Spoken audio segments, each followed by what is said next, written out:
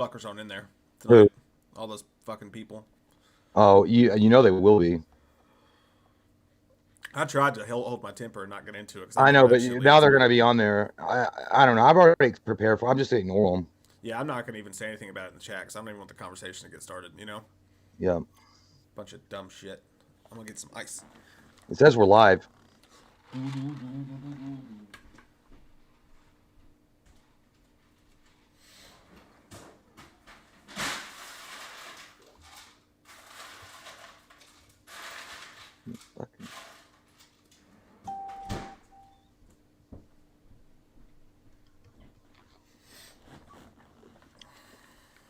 Oh, we're here apparently.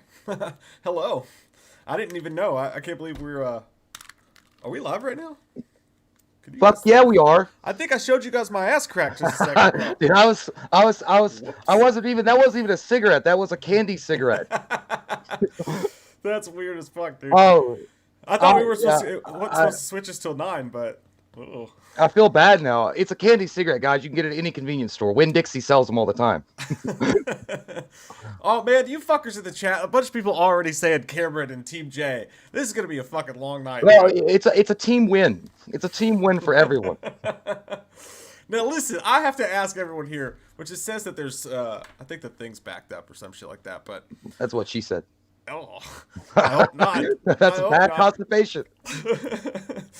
Nobody zoom into my butt crack a second ago when I walked away because I'm pretty sure Yeah, I didn't notice it. I'm so used to it, I probably didn't even notice it. I got plumber's crack, dude. Like half the time. I don't know why. I don't even notice it anymore. I just smell it. I'm like, oh yeah, oh, his ass is out.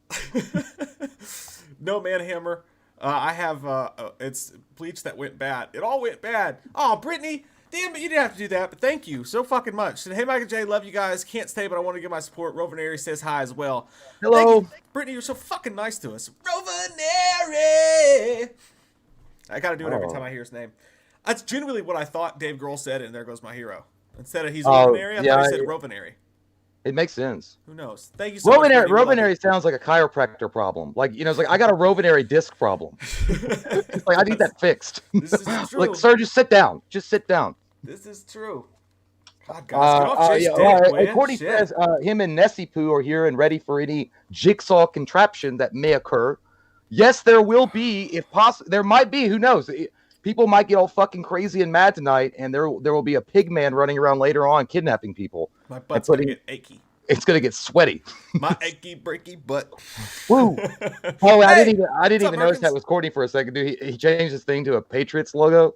I'm like, who the fuck is that? It's a Cam Newton Patriots one. He's got them dreadlocks. Woo!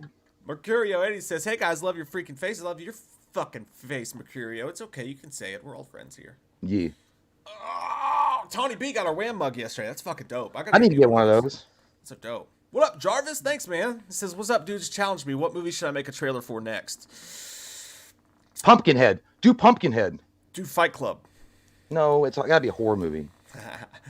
Your mom's a horror movie. She is, actually. That's true. My real mom's a big slut from Town. My real mother, you know this story. We're all friends here. I don't care. Not my grandmother, not the one that raised me, but my real mother. I would never say an unkind word about my mom.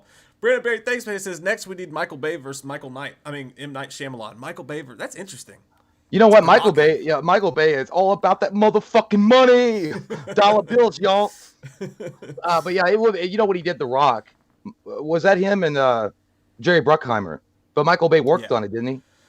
Yeah, I think they did a bunch of stuff together back in the day. So it was Bruckheimer's movie. Merkin says, "I got me a Wham condom." Well, sweet. Some of those have holes in them, so you're not going to get lucky, sir.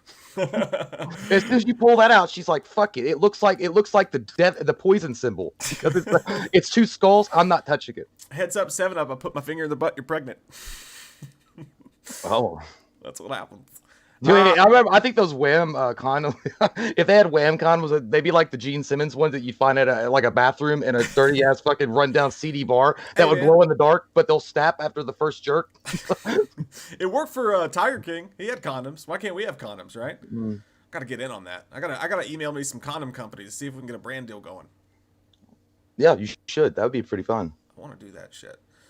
She said, "What are you doing?" I said, "I'm putting some wham up in you." Ah! Did you do it? And you look like Willem Dafoe from The Lighthouse. He's like, ah! Goddamn you, vagina! How long does it take? You need to go. I've already went. Kevin Whitman said, "Slurp." I think one of us slurped.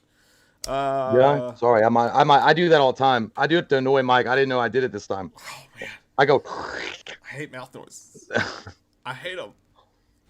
Hey, strange woman running through my That's home. a good, Sidney Allen saying Tarantino versus Scorsese next. Ooh, that's sexual. I like that one. It's pretty sexy and spicy. Don't you let go. Don't you let go. Spicy noodles. Hold on. Spicy It's gonna noodles. get hard to breathe.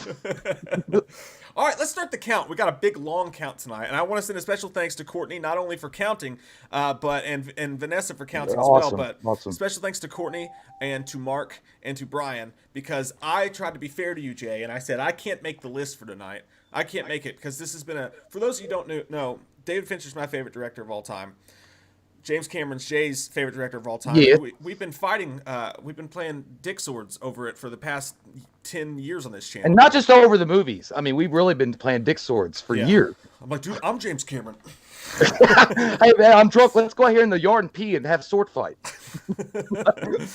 Mercurio said Wes Craven versus John Carpenter. That'd be really good one. Too, man. But so tonight's going to settle it on. We're going to let you all settle it for us. But let me say one thing, by the way. It's not that I don't like David Fincher. Mm-hmm. I'm just saying when it comes to the fact that we were going to be like comparing the two, I'm James Cameron, but I like his movies. It's not like, and Mike likes James Cameron movies. It's not like we were like, I fucking hate him because you like him. So fuck you. Except for Avatar. That movie sucks. I kind of liked it. I like that adventure stuff. But, no, especially thanks to. So what I was going to say was I wanted to be fair to you since this is an ongoing fight with me and you. I didn't make the matchups because I didn't want someone to call foul. So Courtney, Mark, and Brian, they rigorously made this whole list, and then when they got done with it, I was like, well, could you all just move this little guy over here? Like, yeah, you can't have no interference. Well, no, because the Social Network wasn't in there, and I was like, that's like one of my favorites. It's got to be in there. You sound like a crooked politician running for office. You're letting it be an independent assembly that's counting the votes. Like, but listen, that person doesn't even know what they are right now. They're in a nursing home. If you'll just take their vote and put it over here as an undecided, that would really go a long way. Yeah, man. God, everybody quit sucking Jay's dick. All right, he doesn't need your help. All right. God. I hope my phone went off right then because I have the Dragon Zord flute from Green. Do do do do do. I know it went off in the middle of the video. Make my monster grow. That's what you wish. That's what you say in the bedroom. Make my monster grow. Let's do foreplay. But I wanted to say though, just a little bit more, just a touch more. And hello to everybody here. Thank you guys for hanging out tonight. This is going to be a fun one. But, can I ask you all a favor? I think James Cameron does have more well-known movies. I think there's a lot of David Fincher films that are going to be in this list that people haven't seen. Yeah. Can I ask you guys for a favor? If you haven't seen the movie, don't fucking vote, because then David Fincher has no chance whatsoever, all right? Is that fair? Can we agree on that? Can you please not be a little whitey girl before we even start the volleyball match? Listen, I know we're going to lose. But I just want you to know that it's not about winning or losing. It's about sportsmanship and coming together. I know who wins in my heart. I'd be surprised. We thought, these Friday Night Fights has turned out way different than we thought initially. Yeah. So I have no fucking qualms about saying that James Cameron might lose. Yeah. I just respect his story a lot. Also, on top of his movies that are great and awesome, and everything the man touches is a fucking gold. But I'm just saying. Oh, you mean blue? Because all he's touched is blue Avatar dick for the past 10 years, sitting in his basement writing sequels to a movie. So many good ones. He lines his pillow with your tears. Using the lubrication my own tears as lubrication. I watched him on a Howard Stern interview, and I've told you about this before. He's a fucking cool guy, man. One of the most down-to-earth dudes, and he dresses like, I don't know, like he's a soccer dad, but he's worth billions of fucking dollars. So he seems kind of down-to-earth. But he was talking about the fact that he used to drive a semi-truck, self-taught on how to become a director. Yeah. And he's like, he saw all these other kids going to college, to film school, spending thousands and thousands of dollars. He's like, I just go to the library while driving his truck, and then he fucking lied his way onto his first movie set and got fired after 2 weeks. That sounds like some shit that you and I would do. Like, totally, we could totally direct movies. We do YouTube videos, and they were like, oh, do you have any experience? Like, absolutely. We have a lot of different experience. We're varied. We did some parodies, some sketches, and things like that. We were going to submit them to SNL, but we were like, you know what? Let's keep it original. And then we would get the job, and then they was like, you guys fucking suck. Fired. And it would be, and we get fired from like Sharknado 19. All right. See, you tell me to go easy. You're giving this sweet backstory for James Cameron. This is an American Idol, motherfucker. I don't care what he overcame. That's cool for me, dog. I don't need. I'm gonna go Paul Abdul on you. I promise. By the way, I want to point out really quick. That's nothing to do with this. I just want to point out how have you guys seen this or followed it at all? How fucked up what is going on with Johnny Depp? She shit in his bed. Shit in his bed. He pooped in his bed. Amber Heard pooped in Johnny Depp's bed. And let me tell you something that's even more fucked up. In court, he said at that, dude, it's funny to me because he said at that point he was like, then I was like, I'd fall for divorce. I was thinking about divorce after she defecated in my bed. I was like, it wasn't the fact that she nearly cut your finger off with a wine bottle or beat the fuck out of you. It's like when she shit in my bed, she crossed the line. She slept with James Franco, dude. Well, I know, but it's so weird the fact that Johnny Depp, though, you got your ass kicked like you were fucking like, I don't know, Clubber Lang was beating your ass like you were Rocky Balboa and getting your ass kicked. And then you were like, that's fine. But then she took a dump in my bed and I lost it. I like that. In the text message, he called her Amber Turd. That's so good. It's so wonderful. It's so wonderful. Michael Blake says, I have that The Crow poster as well. That's behind Jay. Mine's autographed by Tony Todd and Ernie Hudson. Oh, shit. That's have a great show. Yes, you do. And that's also fake. And it feels like it's made out of like cheap ass cardboard paper. eBay? Yeah, no, I got it on Amazon, but it came from I think it came from like a shady Chinese location. I don't know. Yeah. That's what it said on the thing. It was like, beware. It took 6 weeks to get there. It took forever. It was like it went on the fucking Kumite Express and never got here. Like it took forever. Bakuro80 says Dr. Chalice trying to seduce Pamela Voorhees. That's pretty self-explanatory right there. He'd be like, it's getting late. Could I pick up your head and set it in my lap? Or like what, you know? That's a stupid question, Miss Grumbridge. Why don't you would you like a fruit roll-up? Your son, no, Jason's outside beating on the doors. No, he's fine. He's fine. Don't worry about it. Just turn it off. You have a Loomis shirt on? Yeah. She said, somebody said they love the Loomis shirt. I didn't know you had one. I can't, I had to look on the main chat. Yeah, shake them tassels. Show me what you're working with. Watch yourself. Thank you. I can't pronounce that, but thank you very much. Much appreciated. All right, let's get into the fucking county counting accounts. Okay. Got a big one tonight. That's what I said. We will all wish that we could say that. Oh, the lie detector to test determined that was a lie. Okay, the first round. For those of you that are new here, here's what we're going to do. And as long as Vinny and Courtney or Vanessa and Courtney. Your name starts with V's. It gets me all fucked up. All right, so the way that we work this here is we'll give a call sign. So nobody vote until we give the super secret call sign. But when we say the call sign, you're going to press number 1 or number 2, depending on the option. So the first vote is going to be their first films. Piranha 2 for James Cameron. So good, not. So good, not. Alien 3 for David Fincher. An amazing matchup. Because it's their first movies. They both hate the fucking movies. I know. I hate it. I hate the fucking movies. Now, nobody vote again until I say so, but I'm going to type this out. You're going to vote number 1 for Piranha 2, and you're going to vote number 2 for Alien 3. And so the rules are nobody can vote more than once. If you vote more than once, then your votes won't be counted at all because we got to keep it fair. And like I said, if you haven't seen the movie, I wouldn't vote. You know, just hang out in the chat and talk shit about me having cum in my hair. But you have cum in your hair? I haven't even been to your house today. God damn it. Call me brogue. Who you been cheating on me with? Hey, by the way, Dean Trickery, thank you so much, man. He says, I've been drinking green tea. Oh, goddamn thing. You gonna bring the demon out of me? It's coming. Thanks, Dean. Courtney says, he be ready. All right. So for the first call sign, we're gonna do yeah. Yeah, that's a good one. So when I say get you yeah, you're gonna vote number 1 for Piranha 2 or vote number 2 for Alien 3. And while you all do so, Jay and I will make our pick. So if you all are ready to vote, get you yeah. That sounds like Christina Aguilera warm up when she did yeah. What was that song that she did with Moulin Rouge. Moulin Rouge, yeah. That's what it was. That's literally what it was. Yeah, I could never understand what they said either. In this one, I hate the fucking movie. I don't like it at all, but I like it better. Alien 3.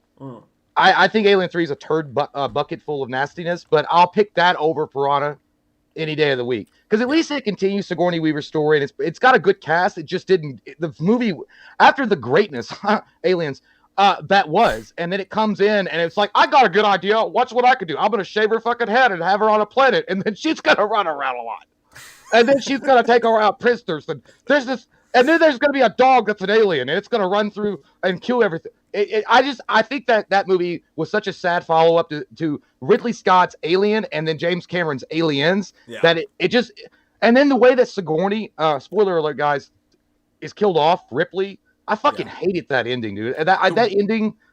The worst part is that Newt died before the movie even started.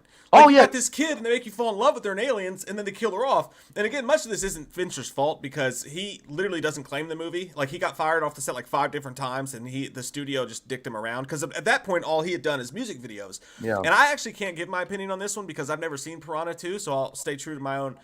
I've seen Piranha. I've never. Yeah, we did a review for Piranha. Yeah. So, but I will say this though, fun fact while everybody's voting. Do you know that David Fincher and James Cameron, not only did they both direct Alien movies, but they're Eskimo brothers, dude. They both married the same chick.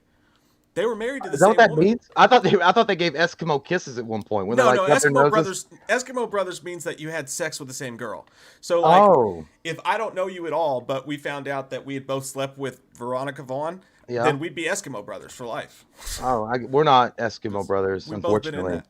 No, that's a good thing that we're not Eskimo. Yeah, brothers. It's a good thing. Yeah, you make it sound like it should be a bad thing. Like, no, I thought I was your best friend, and now I don't even feel like complete. We gotta fix this. I didn't blow in that girl too. We gotta fix this, dude. Yeah, I didn't know that. Well, the thing is about I can get the David Fincher, because it did look like it was such a fucking weird movie. It was edited all shit. Voting. Yeah, and not to mention that also Michael Biehn fucking was dead, and he didn't even get to have a chance to come out. Well, that's because he was rude to me. Well, so, you know what? Michael Biehn is still an incredible Reese from Terminator, so it doesn't matter. Yeah, he was great. I'm sorry. Terminators may not feel pain, but I do. Yeah. So suck a dick. He hurt me. He hurt me deep in my my itchy ya. Mercutio says, Mike, you an echo. What? Yeah. I turned my mic down a little bit. I don't know what's been going on in the center of my heart, but hopefully that helped the echo. I think when I get real close and do this, it echoes. Yeah, just get it real deep on there. Yeah. Go to the camera and just show them the inside of your mouth, like a Toxic Avenger. That's so gross. It's a nice pearl necklace you have there. Where'd that come from? Was that there a second ago? No, I bought it on eBay. JK Rant said, "You're bang on, Mike. Bang on." By the way, it's here for fucking Dave McRae, and it's me, Billy. That shit's taken off, man. That looks awesome. Good for them. Yeah. Fucking A. That's some I'm not really going to comment on it, because I get insanely jealous of other people's success, but in my heart, I'm doing it for him. I mean, it's just like the Merkins. I mean, I'll say out loud, I mean, wow, what a talented group they are, but inside, fucking insane with jealousy. I hope they get laryngitis. I'm kidding. It's been a good week for a lot of people in the circles, man. Drum's just got he's a Rotten Tomatoes critic now. Yeah, so awesome. One for him too. I mean, I was insanely jealous of that. So yeah, that hurts a little bit. I'm just insanely jealous of everybody. It doesn't really matter. That's just part of my personality trait. Okay, so Courtney's got the results in. Are you guys ready to find out the first fucking winner? Because I sure am. Put it in me. Okay, thanks, Judge Dredd. So the number one has got 23. Low in score, but higher than I thought. And 72 for Alien 3. 23 to 72. Just that's like deciding whether you want diarrhea or constipation. You got to pick which one's worse. So David Fincher takes round one, but I'm not going to gloat. Because if Alien 3 won, that doesn't mean shit. That's like, you know, that's like dunking on a 5-year-old on like a play school hoop. You know what I mean? Yeah, but I mean, you're still proud of it because it looked awesome and you feel good, you feel mighty. But then you're like, oh shit, it was on a little kid. Yeah, it's like when UK goes 1-0, but they played East Tennessee, Wichita State. Yeah, and you're like, yeah, I work it. It's fine. I'll still take the 100-point win. All right, so 1-0 right now for Fincher. The next round, it gets a little bit naughtier. And you're gonna hear something. This is the one David Fincher film that I've not seen. So once again, I can't vote. But after this, I'll be good for the most part. Okay. But it's going to be Avatar, shitty ass Avatar, versus Breaking Benjamin. You never seen Breaking Benjamin? I mean, I've seen them several times. The Curious Case of Benjamin Button. That's actually a decent film. It's kind of weird. It's kind of slow, but it's not a bad film at all. Yeah. And Brad Pitt is adorable. He's adorable. And then he becomes a baby, and you're like, fuck, what? That's weird. That's weird. Because it's like he has reverse aging, but then when he got good looking and he's like Brad Pitt level, he's like, can I like stop now? Because I'm good. And it keeps going backward. You're like, son of a fuck. And then it's so weird that the girl's got to take care of him, and she was fucking him. And then you got to take care of a baby. It's kind of like marriage, right? Yeah, that's true. All right, so, hey, Janae's here. What's up, Janae? All right, so thanks, Berto. Appreciate that. You know, I'm not going to be able to vote on this one. I'm just going to spend my time talking about why Avatar is such a huge piece of shit. But I will say this. Well, $1 billion would like to disagree with you, sir. $1 billion would like to disagree with you, sir. So, the Spice Girls made $1 billion too. James Cameron would like to take his golden cock and put it in your mouth. Just save it. Just save it, all right? I'll put that in my mouth later. Right now, what's the call sign going to be for the fucking vote? I got it. It's for you. Okay, so when I say, get away from her, you bitch. Vote. All right, are you ready? Get away from her, you bitch. All right, vote. Well, now. I didn't even know if Courtney was ready. I was just so caught up with the moment. I imagine they are. It's been a few minutes. Avatar. All right, so vote now. Vote number 1 for Avatar. Vote number 2 for The Curious Case of Benjamin Button. And Jay, you've seen both, so your honest opinion, which one's better? In my honest opinion, and it's not because I'm swayed on James Cameron at all, and I do love that golden cock that he always has, but it's honestly because The Curious Case of, now I want to say The Curious Case of Breaking Benjamin. What happened to them? Benjamin Button. It's a great film, and I like those kind of movies. It's kind of weird in its own, like, fantasy kind of setting. I liked it. It was cool, but it was kind of drawn out. It got too strange. It got too weird. And then I just didn't really like it because I liked Meet Joe Black a lot. That's not a David Fincher movie, but it kind of felt the same vibe as Meet Joe Black. But Avatar, I like those adventure films. I like those, like, it was like a space opera. It had some cool fucking actors in it, dude. I know you hate that guy, the main guy that was in that movie. The one that I love that I think that should have been, that I said could have been a good Batman.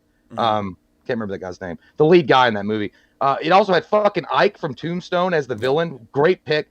And it just looked, at the time when it came out, it looked incredible. It looked fucking insanely good. And a lot of you, I mean, yeah, comparatively, I mean, it doesn't really hold up as far as special effects and stuff because it kind of looks cheap. But the fact that it had a great story in the middle of it, it had a good cast, and what did it really, if you watch the whole thing, and I'm still waiting on Avatar 2, maybe I'll get it in the 22nd century, I mean, but either way, I think it's heads over heels better than Benjamin Button. I didn't see Avatar in the theater. The only reason Avatar made that fucking money is because it was this special effects spectacle with the 3D. It brought 3D back, and everybody wanted to go on the fucking stupid idiot ride. Not that they're stupid idiots for that. I like stupid idiot rides. I like stupid idiots rides. Look, a dick. A glowing dick. But, you know, I watched that movie 3 fucking times, and I cannot finish it. I fucking fall asleep. It's boring as shit. It is just, I'm a blue person in the woods. You gonna affect me? That's the Blue Man Group. Like, I mean, does that end up happening? Does someone fuck one of the blue people? I bet they. Well, yeah. Well, the main guy in it. Because you got to watch the whole thing and then put. I can't, motherfucker. You have to. I don't care. So boring. Say can't again, motherfucker. Say can't. How dare you? No, just like if you watch it, like he falls in love with them. The main guy falls in love with one of the characters in the film, and he finds a way to become like the avatar that he uses. He just puts himself in that and is reborn. It's a lot more you got to watch the whole thing. I don't want to spoil it. You got to watch it. It's really worth it. If you watch the whole thing, your opinion might change. It's really good. That shit looks faker than. The whole thing looks faker than what's her name? It's Oh, the cover-up story of Kurt Cobain's death. No, Yes. no, it looks faker than a stripper's tits, man. It's just the whole thing is just so. I think it looks garbage. I think it's so fucking obvious CGI. It's like fucking Last Action Hero when they brought in the cat and like, oh, it's a cartoon in a movie. Well, but back then though, Cool World did it before they did. What the fuck's so special? Yeah, but a lot of people don't like Cool World. It was strange. I like Cool World a lot. The Bugs Bunny movie did it. Yeah. I mean, Roger Rabbit. Roger Rabbit. Yeah, Roger Rabbit. Thank you. Bugs Bunny. Yeah.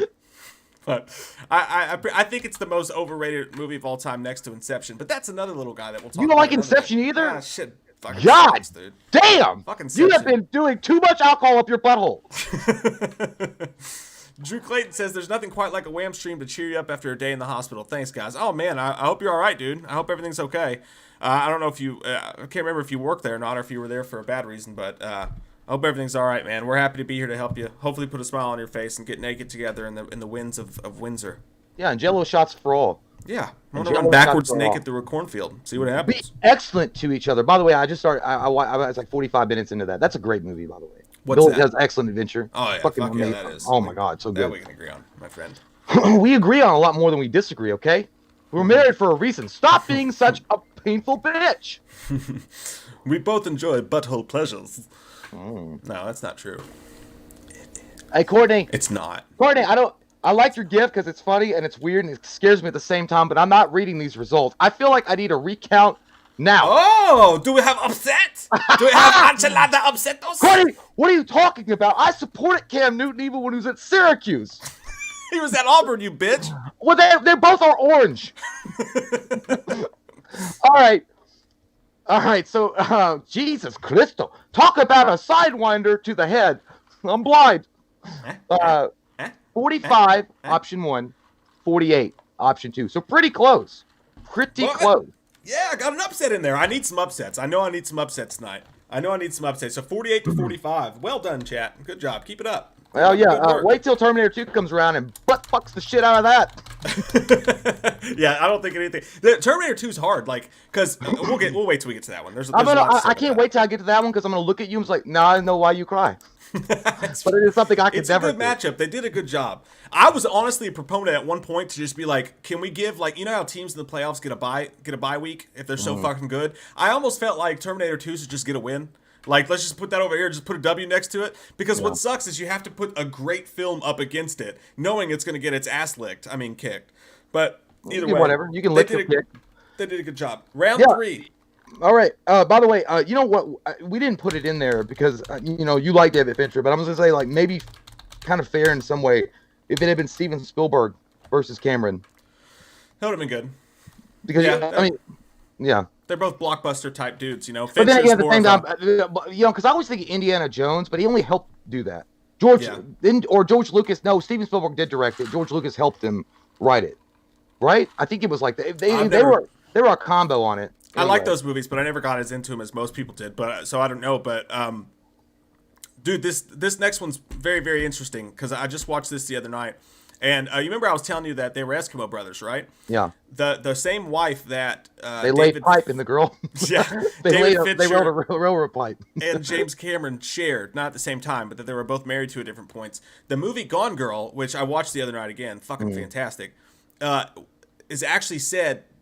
Fincher said that it was in part inspired by his marriage to that woman. So you know that shit would be fucked up. Yeah, when you were saying the Eskimo brothers thing, and they like shared this girl, I was like, it was like that Eyes Wide Shut weird cult thing where they share women. And it's like a it's fucking Hollywood, orgy. Dude. Who the fuck knows? But so the next one's a really good matchup, I think. You're gonna see Titanic in this list twice because we had to make them even. But the next one is gonna be Titanic versus Gone Girl, and the dudes that put this package together. The dudes who put this package together sent a list explaining. Oh, I forgot to put out the link. Put out a list explaining their thoughts on this, and it's very interesting. For Titanic versus Gone Girl, the reason they match these two up together is because a woman's heart is as a deep ocean of secrets. I love that shit. It's like something that you'd be like looking for something for your girlfriend or wife at Hallmark. You'd be like, what? What do I pick? And then you read that on a card. You're like, that's it. And now I got to get some roses and chocolates, and then I'm getting a flow chop, maybe. Dude, what I get from Gone Girl is that women fucking scare me. They fucking scare the shit out of. They will wreck your shit, buddy. You I better, know. for all you gentlemanly callers and husbands out there, treat them right, because they'll fuck you. Yeah, dude, I did it. I did it. One of them. I was married to one of them from the island of Slezonia. Turned your ass inside out. She was called Queen Sletia, a very, very powerful evil entity that fought Wonder Woman, and she fucking wrecked me, y'all. She wrecked me. So you gotta be careful, but treat them right, because if you get them pissed off, there's nothing worse than when you get your wife or girlfriend pissed off and they give you that look. Because not only are you gonna be you're gonna be on block from the sexuals. You don't want that smoke. And then you gotta beg for it like a piece of dog poop.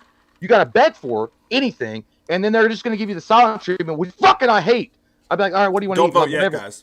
She's like, whatever. I'm like, what do you mean whatever? Like whatever about this relationship, or whatever you don't know what you want to eat. Whatever, you're not going to be eating anything for a long time, buddy. Well, yeah, that's all right. If they just get in here and do it, or shut up. All I do is take pussy. I'm on my way. Breakfast, morning, noon, and night. Yeah, dude. Girls are way pussy, man. Girls are way smarter than guys. It's just like Dan Cook said, dude. They fucking ninja your brain. They leave a little thing in there. They say one fucking word to you and kill your whole soul in 1 second. Guys, don't vote yet. I just typed that on there. We got to give the call sign before you vote. So if you voted, just ignore that and then just vote again once we get going. But if Courtney and Vinny are ready, sorry. Vinny's ready. They're ready. Okay. Vinny. God damn it, Vanessa. So that's my fault because I said that. Jesus Christ. We were just talking about being good to women, and then we go and treat Vanessa like shit. Hey, look, Vanessa. Look, when you smoke the Gigabush, a lot of things happen. All right. So yeah, Courtney and Vanessa is ready to go, and the call sign this time will be. That's okay. You can do 2 in a row. I don't mind. I didn't do 2 in a row. You did the last one. You did the last one, but that's okay. No, I didn't. Yeah, you did, but that's all right. It's okay. Yeah, I did. We're friends. Yeah, no, I did. Now I remember. Go ahead. I'll do 2 in a row. I don't want it. No, give it. Go. Okay. All right. Fine. Go. Now I'm on the spot and I didn't have anything ready. All right. So I'm gonna say the password is Gumby. So when I say Gumby, that's when you're gonna vote. Ready? 1, 2, 3. Gumby. Vote number 1 for Titanic and vote number 2 for Gone Girl. Now, Jay, I'm gonna go first this time because we'll just take turns going first. We'll go. Yeah. Gone Girl. Easy peasy chicken slatizi. Oh. Titanic was nothing other than something that somehow stuck its fucking gum on my seat, around in fucking movie theaters, so that we as 16-year-olds could go get a little tongue action in our mouths and come in our pants too early as soon as a girl touched our wiener for the first time. Yeah. And it was long, and it was strong, and it was down to get the friction on. Woo! But my anaconda don't want none unless you got buns, hun. Boring as fuck. Gone Girl had that cinematography. It had an amazing Ben Affleck performance while he was training for Batman vs. Superman, by the way. Batfleck. And you could see that in him. It's dark, it's twisted, it's fucked up. It's got he transposed the book in a perfect way. Her story was really fucked up. That movie is a craftsmanship in movie making. Just the lighting alone in that movie makes me just go fucking nuts in the bedroom at night. Gone Girl is actually underappreciated to me overall. I thought that movie was a fucking class act filmmaking. It's so dark and goddamn it's suburban but also gothic, but it's fucking hilarious. I want to marry him. That movie, man. I want to marry him. I want to fuck it. I love Gone Girl. I think it's a really good film. I really did enjoy it a lot. I like those kind of like mystery. And Atticus thrillers. Ross and Trent Reznor on the soundtrack. Sorry, I had to mention that. Yeah, that's all good. No, you know more about it than I do. I kind of liked it. Like I liked it, but in passing, you had sex with it and held it deep in your night. I did. But I liked it a lot. I like those mystery thrillers. They're good. But yeah, I got to be honest. This is going to be a little shocking to you peoples out there. I'll pick Gone Girl over Titanic. Oh, me tonight. Well, Titanic is an amazing movie. I love Billy Zane in that. I think he's a great bad guy. I think Billy Zane is really an underrated actor overall, but he's a great bad guy. I get the Kate Winslet, Leonardo DiCaprio chemistry. It was really good on screen, even though they fucking hated each other off screen, which is what the rumors were. And I understand what people like, and it was incredible, dude. Like really, the set design was insane. The fact that they built a fucking ship that looked like the Titanic and then sank it. Yeah. Holy fuck! Like that's insane, and it looked good as shit. It looked incredibly good. But I know it was, and I don't mean to be like crass about it or be like an asshole about it. But the reality is that's a chick flick. Like it's a hardcore chick flick. Like guys back in the day were taking their girls and wives to go see that film because they were hoping they would get a little bit "Don't Let Go, Jack" at home. Don't let go, Jack. They don't let go. Listen, I'm almost there. But that's why, and I'm not saying that's the only reason, because it was a very pretty film. It was incredibly put together. It had a wonderful soundtrack. Celine Dion killed that shit. That shit was on the radio longer than herpes were in the last slut you fucked. So it was on there forever. Well, not mine. I think James said he has herpes, everyone, and he's spreading it on purpose. I'm just generally saying, not me. But but no. So it was a really pretty picture, and it had a really good story. But I've seen those films before, you know what I mean? And I know that Gone Girl wasn't like new or like anything like that, but I love Ben Affleck, and I think he's really had to go through a lot of shit. And to see him in that role, I don't know, man. Like, I think Gone Girl is just a better film overall that I enjoy better. Even though I've seen Titanic a million times. I remember buying it on VHS and having the double pack. Yeah. I just didn't let anybody know, because back when you bought it and you were a dude, you're not gonna tell nobody about Titanic. That's true. It did have the double pack. Yeah. I don't know, man. Like I love. That's one of my favorite things about David Fincher movies. It's just the way they look, man. They all look so. Did you cry at Titanic? Fuck no, I didn't give a shit. You didn't cry? No. I did. I didn't get it, man. I was sitting there watching like, this shit's not sad. I didn't like fucking cry. I mean, there was a ninja cutting onions. I teared up. I teared up at the end. He probably drowned himself to get away from her annoying ass. Did you see that meme where the mermaid sucking his wiener under the board? But either way, look, if you're gonna ask me one or the other, like, I would say that James Cameron probably put together a better film visually than Fincher did with Gone Girl. But as far as a story that I was more interested in, I would say Gone Girl wins. But that's what I'm saying. If Fincher if Fincher went to sea, you'd have fucking goth pirates like doing weird shit to each other. I don't know, dude. I think that Fincher would have done. I think Fincher would have done what James Cameron did. Nah, this shit's too dark. But then again, at the same time, he wouldn't have got the James Cameron's like, I like butterflies. He wouldn't have got the bitch. You know, aliens. Terminator. Okay. Oh my god, dude. All right. Woo wee. Woo wee. Yeah, I think I got fucked up on this one. Oh, dude, we both got fucked because I chose the wrong goddamn side. I saw a lot of ones. Can I chase the score? No. All right. That just goes to show you that our opinions mean dick. It means nothing, which is fine. That's what it's all about. All right, so we've got a beautiful gift, by the way, from Courtney. Courtney continues to provide us with great gifts. Is it a picture of his dick? I mean, that would be a beautiful sight to behold. Don't do it, Courtney. I don't need to pull it up and see it. But it's a beautiful picture of Leonardo DiCaprio holding tight to Kate Winslet, saying, I think I'm king of the world. And she's like, oh, no, she has her arms out doing that whole whatever. He probably wanted to push her. But number 1, 63. And number 2, 44. So it's not a complete rape in the jailhouse shower, but it's still pretty bad. It's pretty bad. A lot of people. And I moved to strike. Yeah, well, I don't care. It's fine. Fuck you. Well, no, I was on your side. No, not you. Fuck them. It's just me and you, Jay. Let's not even talk to the chat the rest of the night. No, because I like James Cameron. No, it wasn't that bad, though. 44 people did choose Gone Girl, but 63, and I understand why they chose it. I mean, visually speaking, that was an incredible movie to behold. It was one of the best. When did it come out? 96? Somewhere like that? It was good. Yeah, it was. All right, so pee-pee time? I got to go pee, yeah. Float my wiener? I'm not going to do that. You want to go first? Yeah, I do. All right. Take the camera with you. No. Okay. I'll take the audio with me. Send me a text. I'm going to take the audio with me. Show me that dick. All right. Yeah, I fixed that, Brad. I just now noticed that. I fixed it. It's all going to be all right. What's everybody drinking tonight while Jay's gone? What are you drinking? I got some... It's really just Diet Coke, but if I did have something in it, it would probably be Maker's Mark. But, you know, it's just Diet Coke. It's not any Maker's Mark in it.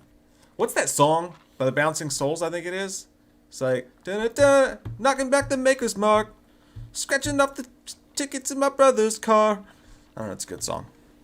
Lean on, Sheena, she leans on me a lot. Hold on, hold on, hold on to what you got. Yeah, Andrew. I said he was peeing, not smoking. Water and weed, said Clinton. That's a good one. Cherry Kool-Aid for Andrew. That sounds tasty. Bailey's milkshake with brownies for Tomo. Ew, god damn, I can't stand chocolate liqueur. You're going to throw up later. That's not good for your tum-tum. Crown Royal Vanilla for Kane Bryant. Some more Kool-Aid going on. Some Corona, vitamin water, full fat line of Coke for Irish lines. That sounded weird. Jack Daniels, just ginger ale for the Bat Queen. Ginger ale is fucking delicious. I like that shit. Budweiser for Top Thibodeau. I can't drink Budweiser, dude. It gives me a hangover. It's weird. Bud Heavy for Sean King. What the fuck is Bud Heavy? That's some weird shit. I heard of Bud Ice, but hey, Chi-Town. Drinking the Diet Coke Zero. That's good stuff. I like Diet Coke Zero. When I go to the movie theater, that's my go-to. I get a large Diet Coke Zero with just a spritz of cherry Coke in there. So you get the cherry Coke flavoring like you're a fun, fat little tubby bastard, but you can also have your diet soda because you're trying to watch the figure. Jack Daniels, nice. Eduardo. Drinking some coffee from my Michael cup, says Crazy Miner. That's good. I like coffee at night. Smirnoff Mango for John Burke. Ooh, that sounds gross, John Burke. You guys remember Smirnoff Ice? We used to drink the shit out of them when we were 16. One time I went to Saturday school and I packed them in my jacket. I was just sitting in Saturday school fucking drinking Smirnoff Ice, trying to pretend I was badass.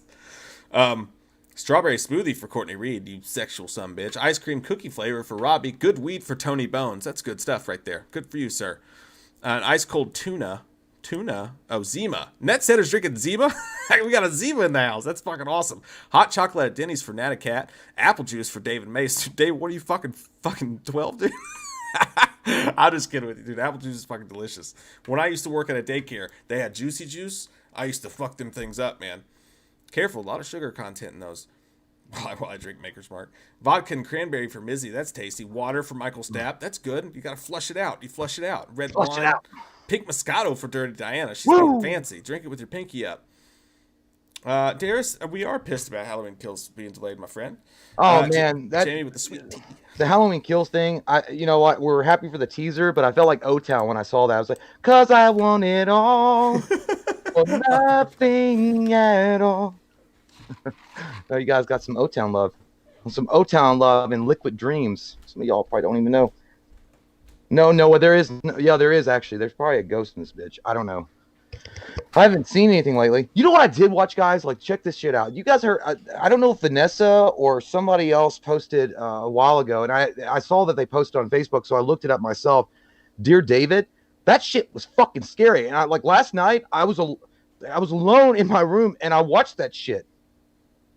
That scared the fuck out of me, dude. Like, all that Twitter shit and, like, the videos on Instagram, and I don't even know if it was real or not, but, you know, they're making a horror movie out of it, but it may not have been real. It probably is fake because the guy, you know, was like, hey, I can get a movie deal out of this because it was put together really well, but holy pancakes. That scared the bejesus out of me. Like, I couldn't even sleep last night. Vanessa says her favorite O-Town song was Every 6 Seconds. I don't know if I know that one. Chi-Town, hey Jay, how are you doing? I'm doing good. How about you? Are you doing good? I'm doing great. Luke Stolt said Jay was the third alternative for. I remember that show, man. Making the Band. I watched that shit. I was like religiously watching. I was like, I don't know what's gonna happen. Like, wow, that guy is kind of good looking, but that guy's got the pipes, so I don't know what's gonna come down to here. Laura says, such a hard day today. Thank you guys for doing these, and every one of you great people. I hope it gets better, Laura. We're happy to do them. We love hanging out with you guys. Kane Bryant says, what's Dear David? K Long. Maybe it was you, Katie. I don't know. What's Dear David? You guys go check it out. Go to Google and type in Dear David. Or I think you can go to YouTube and just type in Dear David Ghost Story, and holy shithole. Like, it's really well put together. I mean, it could be fake. I mean, and again, it probably is, but it just scared me the way that it was put together. Like, I don't know. Intel Wild, thank you so much. He says, hey guys, saw an article today where JLC calls H Kills a masterpiece. Emojis. I hope so. It looked, John Carpenter thinks it's a really good film, and I hope it's a fucking. I do hope it's a masterpiece. The question is, moving forward, I know that there was a lot of speculation on the body that was left on the ground in the teaser. A lot of people were saying that was the sheriff, and I don't know. I mean, we'll see. You're welcome, Laura. She says, thank you, Mr. J. It's just Jay. Vanessa says, so Jay, when are you watching Ju-on Netflix series? I guess when my rosary comes in and I douse myself with holy water. I don't know. Me and Mike are planning on doing it pretty soon. I don't like that shit. Like, that shit's like the herky jerky, you know, she has her hair in her face and she's making weird sounds from her throat that's not pleasurable. It's fucking awful. Like that. And then what? I don't know who it was. I swear to God, some of you guys post really cool shit. I'm not kidding, but some of it scares me. And I'm like just reading it through like 3 or 4 o'clock in the morning because I'm a night owl. And I saw this one and was like, do you know that scientists have confirmed that at 3 a.m. or something like that, when you wake up suddenly from a dream or a sleep, that there's a 99% chance that someone was watching you. And it showed a picture of the Grudge Girl and the little meow boy on the foot of the bed. Fuck that. I just can't have this. I can't have this in my life. Thank you, Vanessa. I'll take the rosary. I will take it. JT Custom. It's Hawkins. Yeah, Sheriff Hawkins. Yeah. A lot of people. Hey, Blair, what's up? Yeah, Chuck Fabic says it sounds promising about Halloween Kills. It does. I think it's got a lot of potential moving forward, and I think I think the creative team and the cast have done a great job with Halloween 2018. So moving forward, I think it's going to be even better. And John Carpenter seems thrilled with what I mean. And John Carpenter's a hard guy to please, really. Like he was just happy to get the fucking check from the Rob Zombie film. So,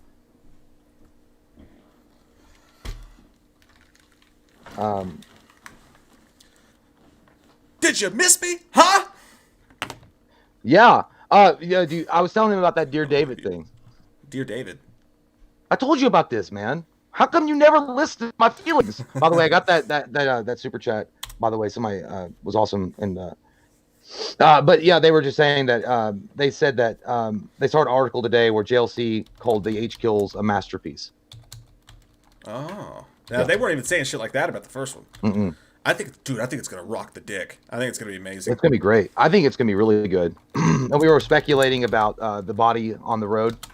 Hawkins, probably, most likely. A lot of people are thinking that it's Hawkins. I think it is. There's gonna be a nice little taint tickler for that one. Okay, I did not wash my hands, Tomo. And He always asks. touching you right He now. wiped his ass with his own hand. Impressed. There's no corona on my dick. I ain't washing. Don't tell me what to do with my body. No. All right, so Vanessa, Courtney, you guys ready? We'll keep this show on the road. Okay. You're good. Michael Myers says, how could I be dead if I'm in this chat? Well, how could you be speaking? You've been lying this entire time, you piece of duty poop. Get your ass away from there. Goddamn Lonnie. Did they say they were ready? Yep. Courtney is ready. Okay. And Vanessa? Marco says, Michael J., how do you feel with Chris Hemsworth playing Hulk Hogan and possibly getting replaced as Thor? Getting replaced as Thor is a bunch of bullshit. Yeah, but him playing Hulk Hogan's dope as fuck. Dude, yeah, I can't wait to watch that. It's going to be on Netflix, I think, the documentary thing. The docudrama. It's going to be great. I mean, he's already in shape for it.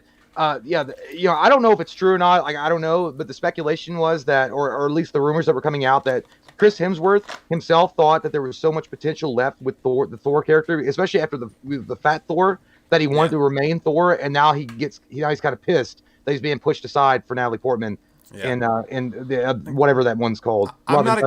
If you want to do a Lady Thor, do a Lady Thor. I'm not like, oh my god, Thor can't be a woman, whatever. I don't care. But to push Chris Hemsworth out to do that, and he's one of the last OGs. He's like the last OG left of the Avengers, and he wants to come back. Meanwhile, DC's doing good shit, man. Marvel better watch their taints. Yeah, that's for sure. Thanks, Adam. Appreciate that, man. Ken, thanks, dude. Really appreciate that. It says, thanks for being you. I love Ken Burnett. He's a sexual sumbitch. He's great. All right. Somebody says, they were like, their name is, what time is it where you guys are? It's 9:46. 9:46 p.m. Yes, I activated myself. All right. Shush, Mizzy. You don't see anything. Did you have your drink out? But all right, so the next vote, the reason that they picked this, let me pull it up because they gave reasons for everything, which is lovely. The reason for the next vote, which is going to be The Abyss, James Cameron's The Abyss, which is the only movie left on this list I haven't seen. I tried to watch it the other night, but you can't rent it anywhere. And I've never seen it. Own it? I've never seen it. Oh, you did. The Abyss versus The Game. Michael Douglas, The Game. Great matchup, though, I think, even though I've never seen The Abyss, so I can't say that. But they say both movies, while highly praised by critics and fans, are likely their most unseen movies by most people, which that's very true. I think there's a lot of people out there that haven't seen The Game that need to, because it's dope. Oh, man, it's one of the best ever. Yeah, for sure. But all right, so let me pull up the thing here.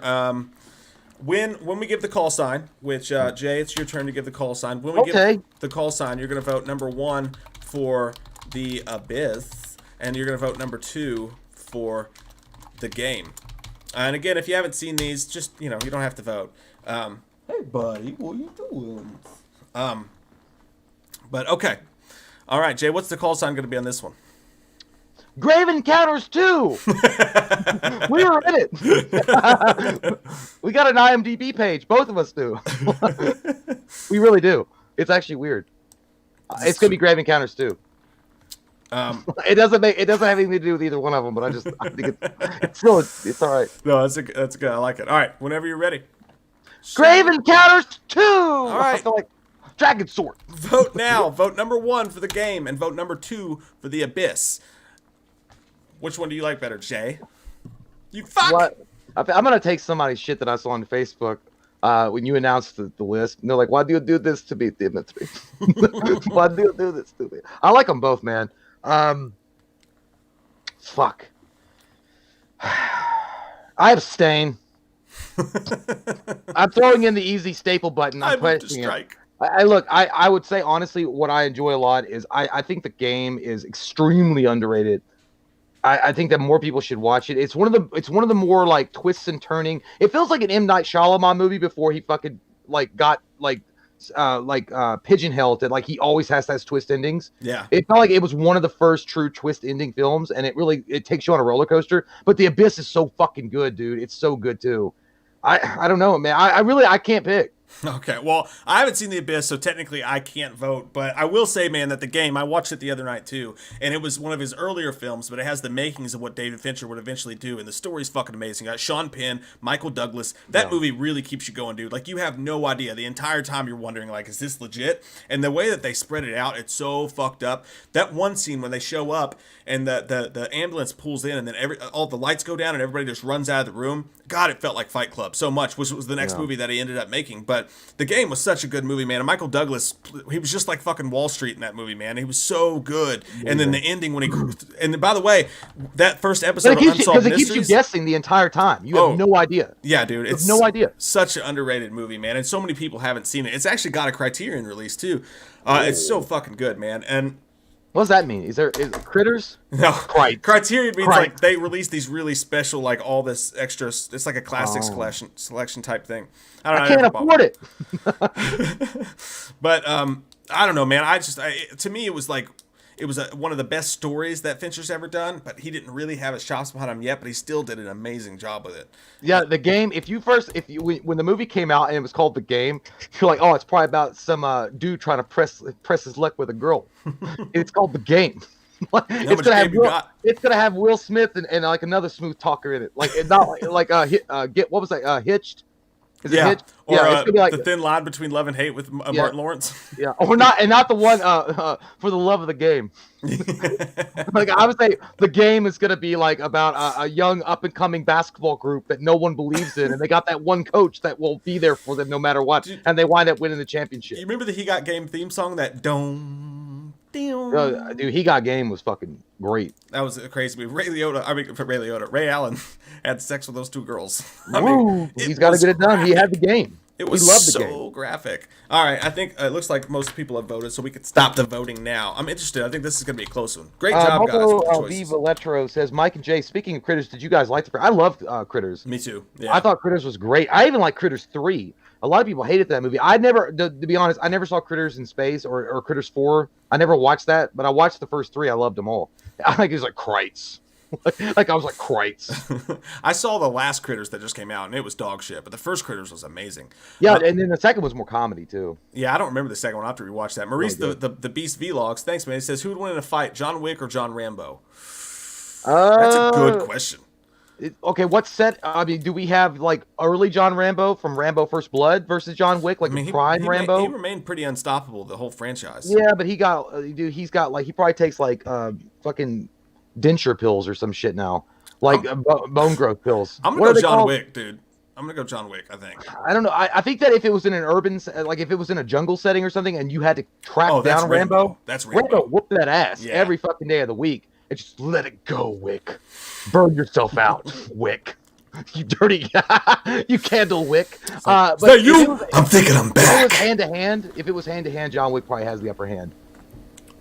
Yeah. But Rambo is amazing. Yeah, or pistol to pistol in the middle of a Walmart. I'm going John Wick. But then again, Rambo, like, he does come stacked and prepared every time, dude. That motherfucker's got all sorts. That guy is like the Boy Scout ultimate. Dude, he's got everything he needs, and he crafts it. I'm not gonna lie, I kind of want to see that movie. Like, he crafts it from rocks and water. He'll make a fucking bow and arrow. If they had the balls to make that a movie, dude, that would be a dope ass movie. Like, oh, here we go. Oh my god, dude, this is. What's it going to be? Again, Courtney has posted a wondrous GIF. It's a picture of Michael Douglas going. I know, I'm Michael Douglas. Yeah. So option 1 has 42, and option 2 45. So the super game. fucking close. Ah, damn. I was looking at that. That's a lot of ones in there. I'm shocked, man. That's like the second one that we've had that's decided by 3 votes. Wow. That is crazy. That's a good one. And it's only going to get better from here. If you guys Cybergana says Rambo has way more heart. That is true. I mean, but John Wick is his wife, man, and the dog. His dog, but John Rambo was like left in the dirt path, and everybody forgot about him. He was like a war hero. So I mean, he does fight for me. I fight for me. I know he just didn't want to say go that. watch all the John Wick movies right now. It's kind of what I need to watch. I haven't seen the third one. That's the fun about this, by the way. Speaking of it, like, you know what's fun about talking movies and just like hanging out? That's my favorite part about it, is that when you get done having a conversation like this and like everybody's talking and hanging out, or you listen to a movie podcast or something, the fact that you hear them talk about movies, you go, man, tonight I'm gonna go home and I'm gonna get me some Cheetos. I'm gonna get me a Mountain Dew, and I'm gonna watch the shit out of some John Wick. That's what I love about this. Let's get some diabetes and go to Taco Bell and order all the fucking cheesy grilled burritos that we can get, and fuck it. Yeah. I haven't seen John Wick 3. Oh, well, no, it's because I think it was because Cody said that he was like, dude, it's not as good as the first 2. I think it's pretty fucking good, man. You gotta watch that shit. But then again, I haven't seen Quantum of Solace. I skipped over that. You gotta watch that too. But I got that on the Voodoo, man. I'll send that shit to you. Let me see it. Ricardo Diaz, thanks, man. He says, Mike, that's a sick shirt. This was sent to me by one of you guys. I fucking love this shirt. Death has come to your little dick, Sheriff. You guys are sick fucking shoppers, frugal and fucking sexy at the same time. What? Pierce Catalog? I got it unlocked. Sophia Mason, thank you so much. Says, have you guys seen James Cameron's film Ghost of the Abyss? He bought some special cameras with his own money, and we got to see the inside of the Titanic. Fantastic film documentary. Oh yeah, I do know that. I do know that. Like he did a really good job. Like there was a doc. You can watch it on YouTube now, where he actually goes down and you can see the actual wreckage of the Titanic and go through it. It's fucking awesome. That's pretty cool. Ghost of the Abyss. I liked it. It was all right, but I don't really remember it that much. It's one of those movies that doesn't really stand out in my mind. Did it have Michael? Did it have? I think Michael Douglas and Val Kilmer. No, you're thinking of the Ghost of the Darkness. Oh no! She's talking about the actual documentary name. I'm dumb. The Dicky Birch is really assassinating my fucking intelligence right now. Oh, dude, sorry. the next one's gonna get shit fucking popping. The next one's gonna get shit fucking crazy. True Lies, dude. This is the best one. This is the best matchup. True Lies, dude. 2 of my favorite movies of all time. True Lies versus Fight Club. Oh, god damn! Ah! I need one of these. Look, I need a holes. I can't take it. This video is sponsored. No, it's not. We're just kidding. I wish it was. Dude, Fight Club is in my top 5 favorite movies of all time. I fucking adore it, but I also adore True Lies. It's such a good one. So when we get going, I'll make the call sign. You're fired. Like you just said. Yeah, that's a good one. So when I don't vote yet, but when I say you're fired, vote. You're gonna vote number 1 for True Lies, and you're gonna vote number 2 for Fight Club. And if you guys are all ready, let's get right into it. You're fired.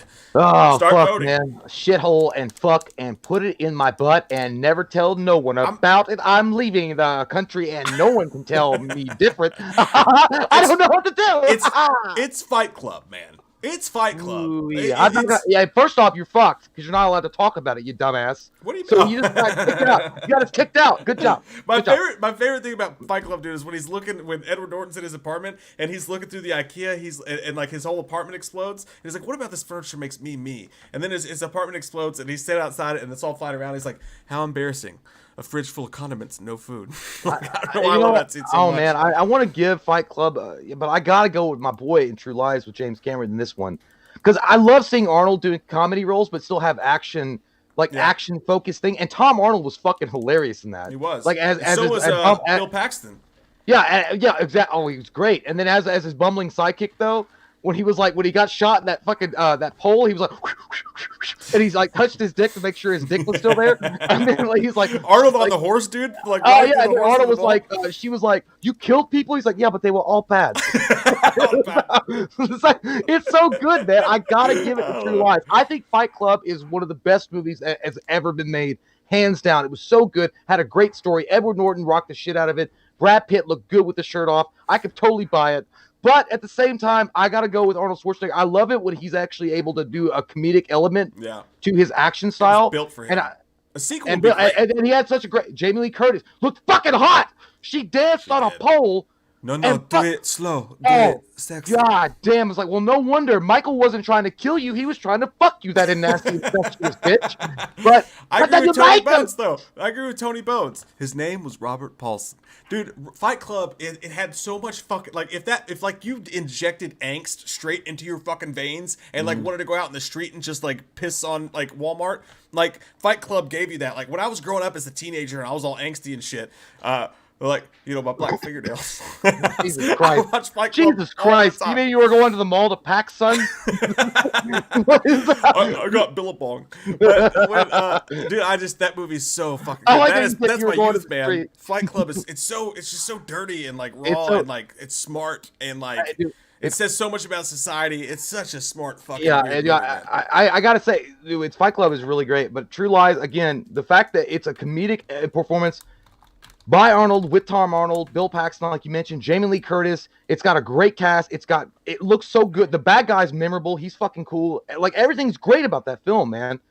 I don't know. It's True Lies for me. Tony Bones has got all the Fight Club lines, man. I felt like destroying something beautiful. Remember when he beats the shit out of Jared Leto? And I hated Jared Leto in that movie. There's something about his like blonde hair and the way he looks that when he beats the shit up. My favorite part of that movie, dude, is when Brad Pitt's on the floor and Lou comes down and he's like, "Get the fuck out of my basement." And then like Brad Pitt makes him beat the shit out of him, and then like he's like, "You're fucking sick," and he walks away. He's like, "Let us have it, Lou. Let us stay." That was one of Brad Pitt's best. Well, I think it's so hard to compare the two because one is like when you're feeling all nasty and sexy and dark at the same time, but then the other one's like a lighthearted action adventure. Like, you know what? I want to go out and pick flowers, but at the same time, if somebody gets in my face, I'll drop them like a sack of taters.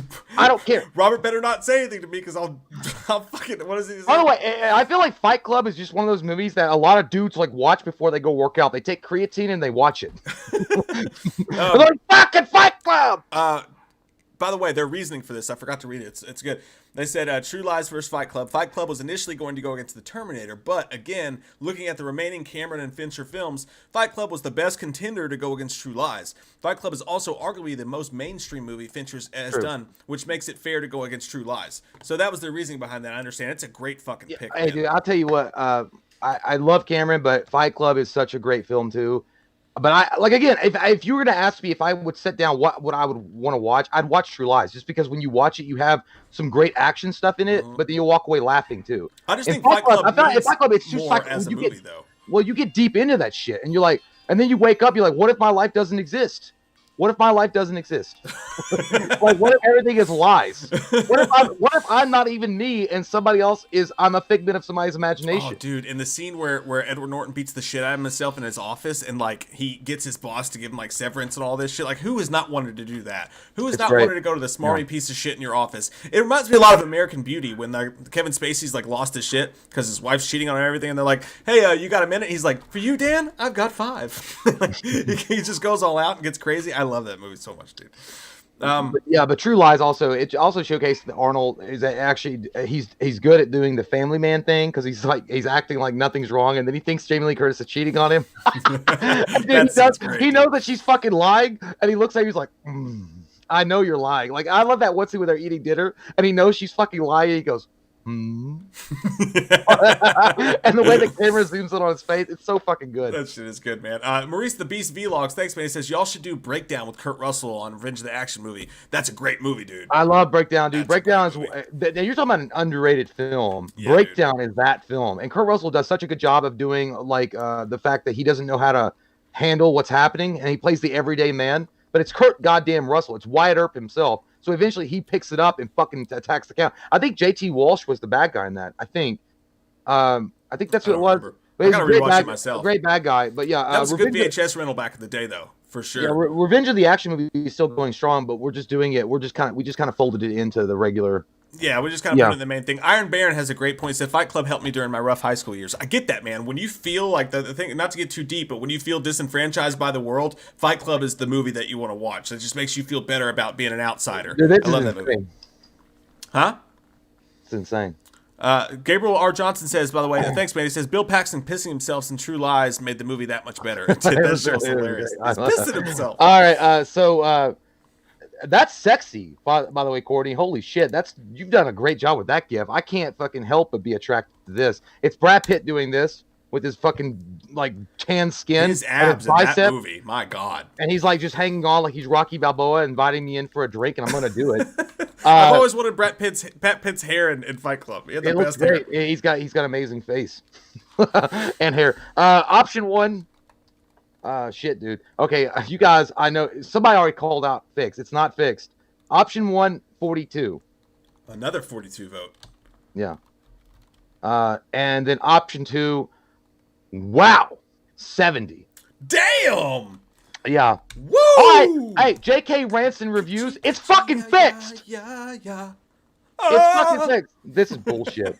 Hey, look, you guys felt bad for him because he gave you a speech at the beginning.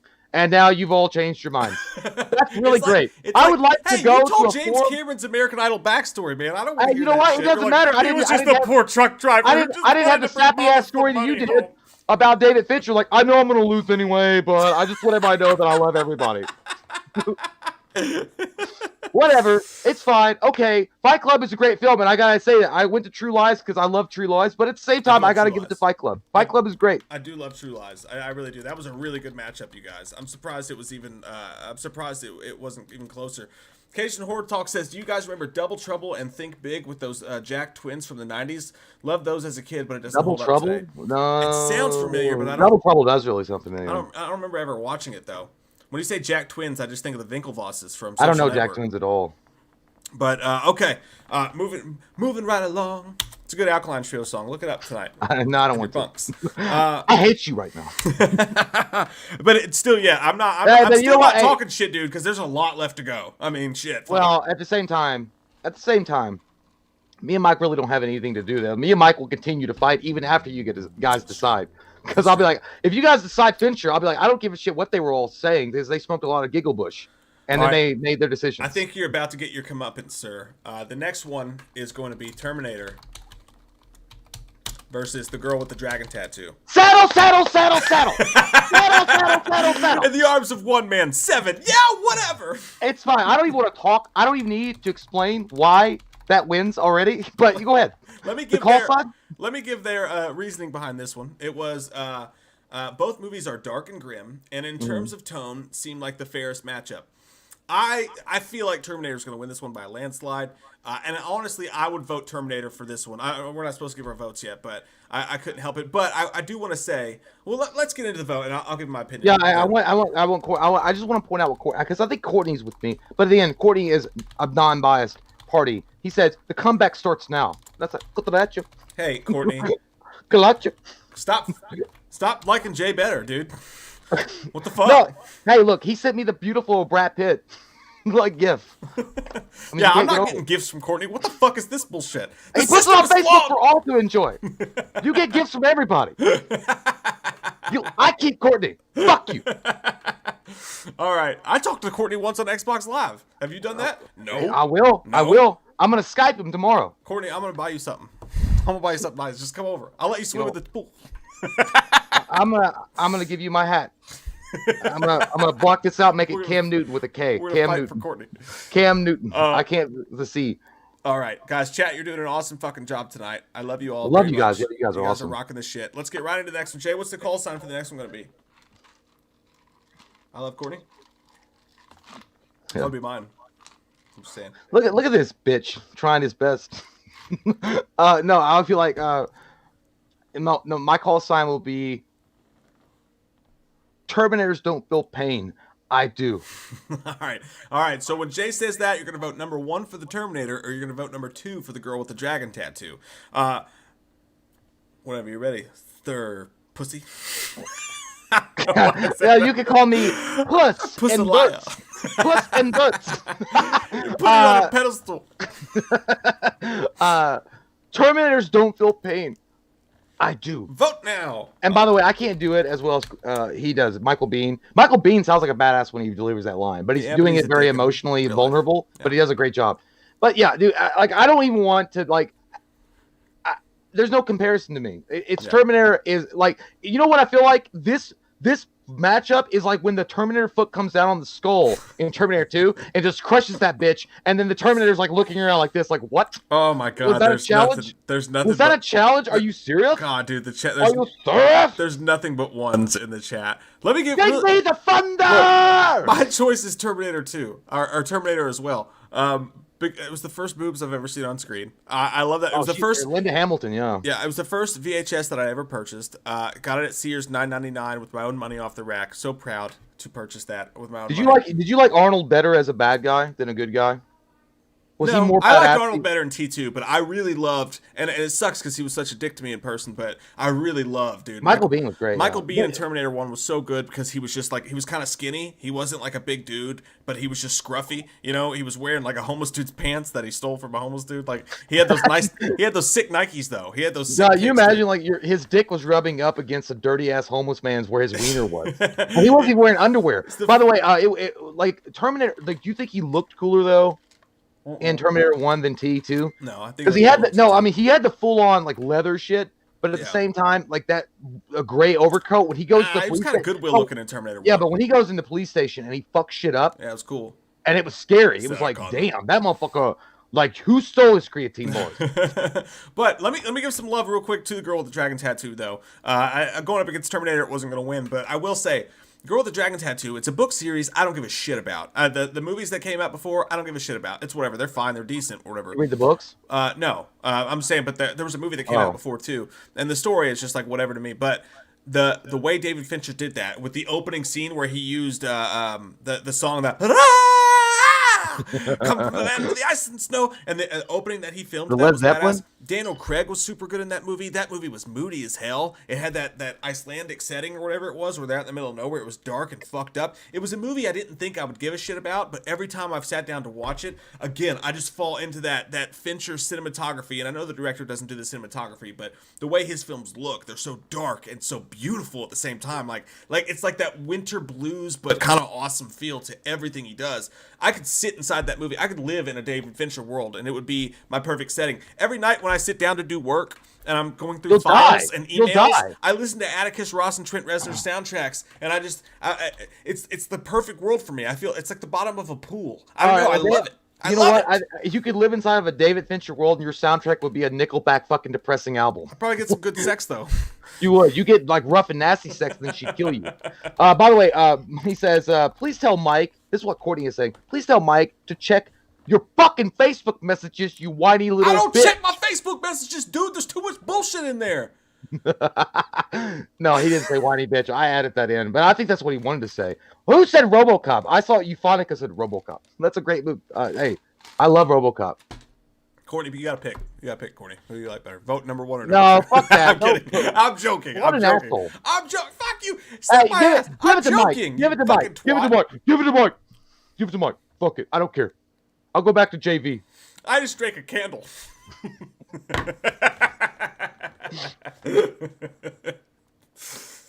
Did you really think that was your drink? No, I did it on purpose. I thought you really did. Hey, what's going on? There's nothing stuck. Dude, what if you did? What if you're so fucking drunk and like, what if you're so drunk and like, there was candle wax? Like, people are like, dude, I don't care about her. Like, no, dude. Candle wax. But how many times have you been drunk and been like having a full on conversation with your friends about how you don't need that ex bitch that cheated on you, and then you drink like a bottle full of like cigarette butts, and you're like. Whatever, it doesn't matter. When Cody used to dip, I drank his dip like 6 times. God, it's so nasty. Oh no, it's the fucking worst, man. Luke Stoltz said the sun sucks. I like General Hot Bateman. Hot says face boomer. What's that mean? That's a great saying though. Face boomer. Oh man. It's a vote then? Yeah, it's done. Yeah. Oh my god, dude, are you fucking kidding me? Darkwing Duck. This is like Hulk Hogan walking in and fighting one of those red spandex panty guys on his first match. And he's got like a good gif of like No. Arnold fixing his hair. And Not being Cody like, Leach cry tall. Jay's brother Cody. he's got Arnold fixing his hair like, because Arnold was still trying to style his shit. It was. 101, vote 1. 101. We got a 100 burger. That's the first time I think it's ever broke 100. 101 votes for number 1 to 3. Woo-wee! Oh, motherfucker got 3 votes. Fuck. I feel like we need to have some graffiti and Rip Taylor come down from heaven and throw us some party. That is crazy. Holy shitholes. Motherfucker, you got 3. Oh, 3. damn. He got 3. You know what happened if somebody voted on the girl with the dragon tattoo? They're like, I didn't vote like that. I hit the wrong button. Hey, no hate though, no hate. Like, oh hey, man, you gotta stand your guns. Holy shit, Whoa. 3 votes. Yowzers! Go gadget, get out of here. Go gadget. Wow, 3. Yeah, I like That's the worst. Nick I think that's the worst Mandel blowout says. we've ever had. Nick Mandel says close. That's a bold strategy. It was very close. Absolutely, it was so close I could hardly hold my breath. And I did hold my breath, but I could hardly do it because I was so anticipating.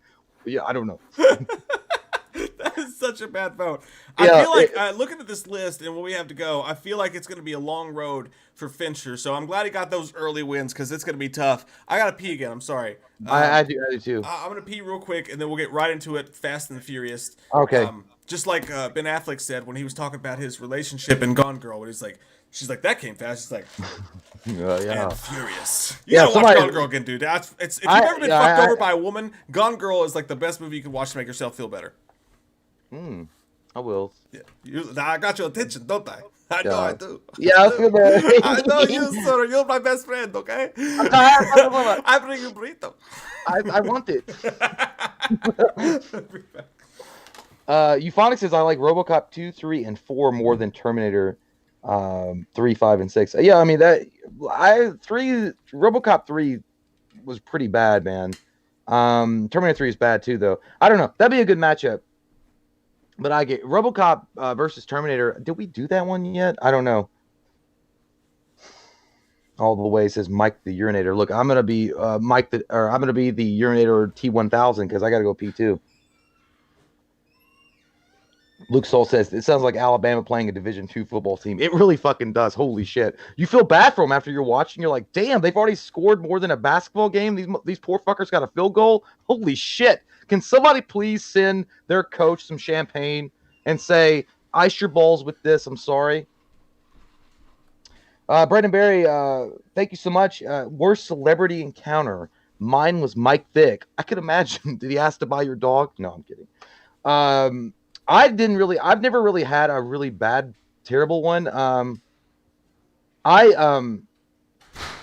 Well, Mike had a terrible one with Michael Biehn. I'll let him tell that story.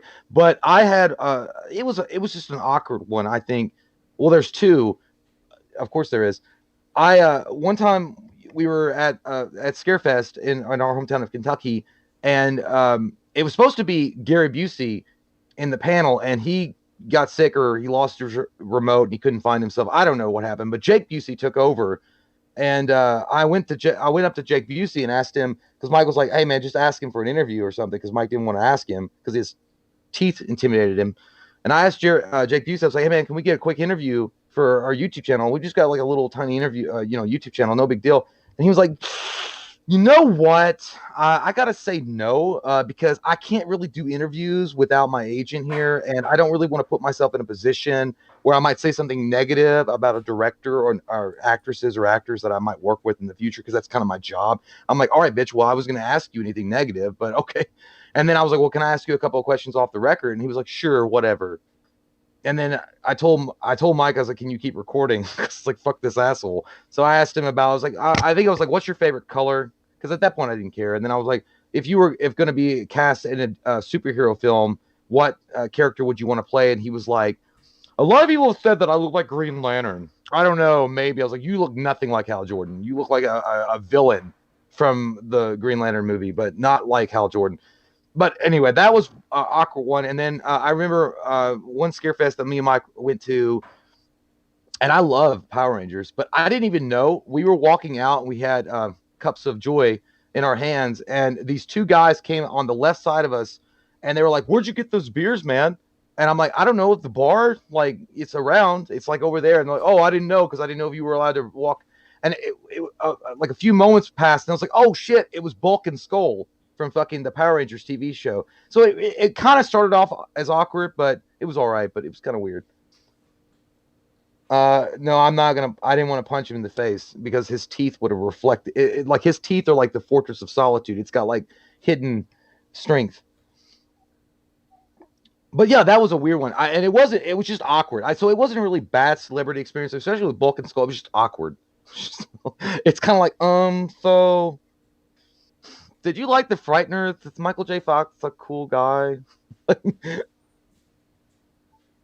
Tawny B says, "Am I seeing Mike P in the dark room?" I don't think so.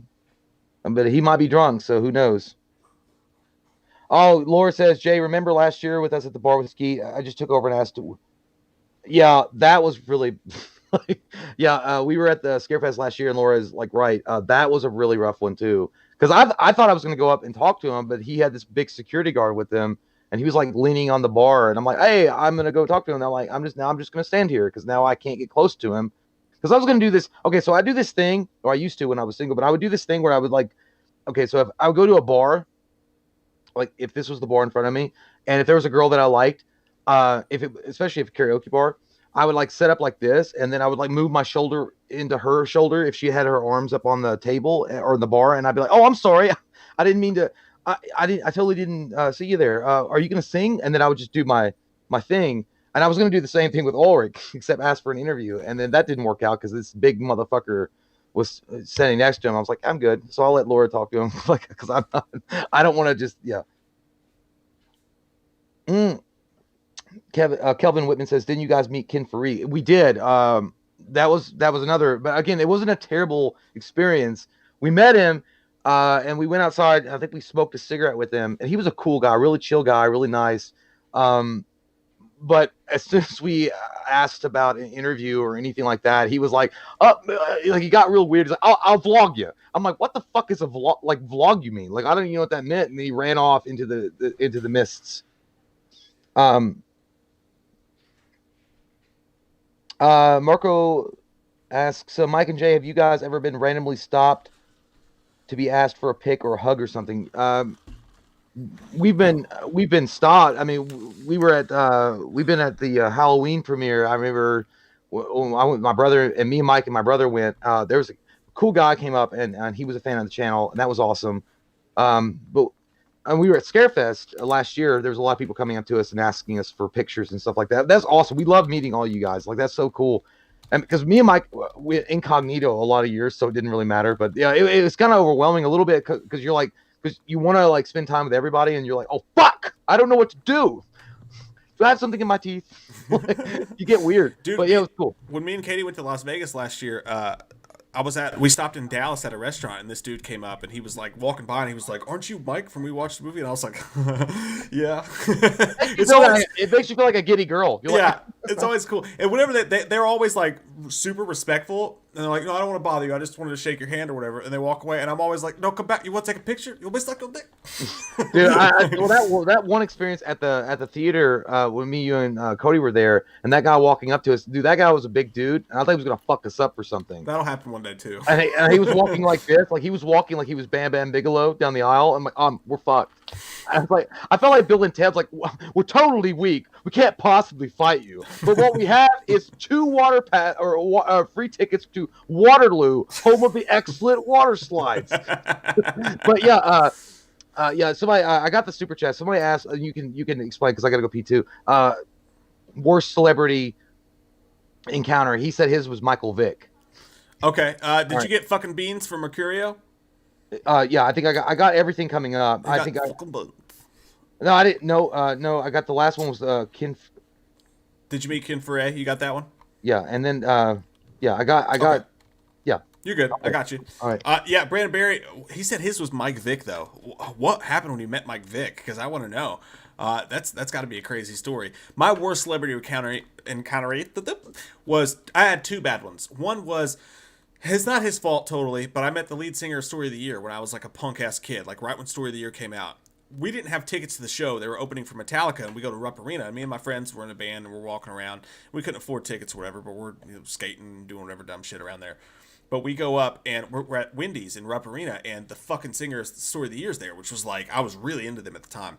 And I just walked up to him like a douchebag and like shoved my hand in his face. And I was like, man, I love your music. And like put my hand in his face. And the poor bastard was just trying to eat his Wendy's. And he, like, this is pre-corona, obviously. But he had fries in his hands, and he went,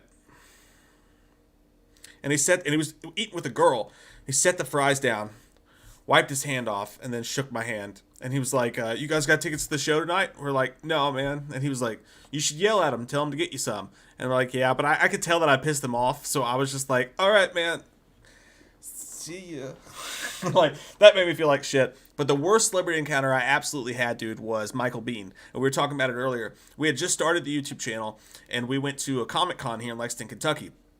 And Jay couldn't come, but his Annie, I can't remember what part of his niece or not niece or she's part of his family. She's our friend.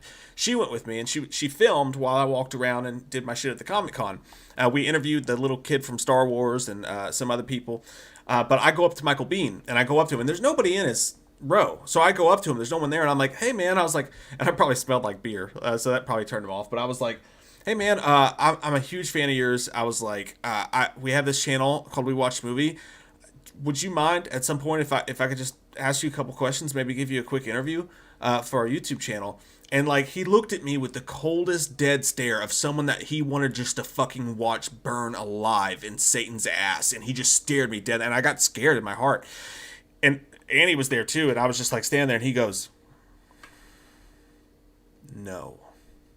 And I went, have a nice day, sir. Sorry to bother you. Bye. And I walked outside, and that's that line came from. It's like, you know what? Terminators don't feel pain, Michael, but I do. That hurt. That was a sense of rejection like I've never felt. So, I mean, no thank you would have been, I mean, I'm not mad that he wouldn't do the interview, but it would have been easy to be like, I'm not really into it, man. I'm kind of busy right now, But he was just like, no. It was the coldest no I've ever seen in my life. It hurt my dick.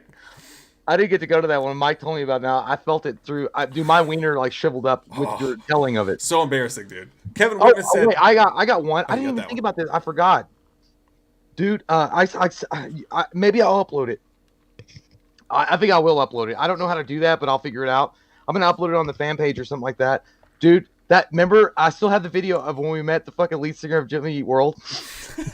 That was so awkward. That was it's never been bad experiences with celebrities. It's been awkward. So when me and Mike, we went to a show, Jimmy Eat World, and we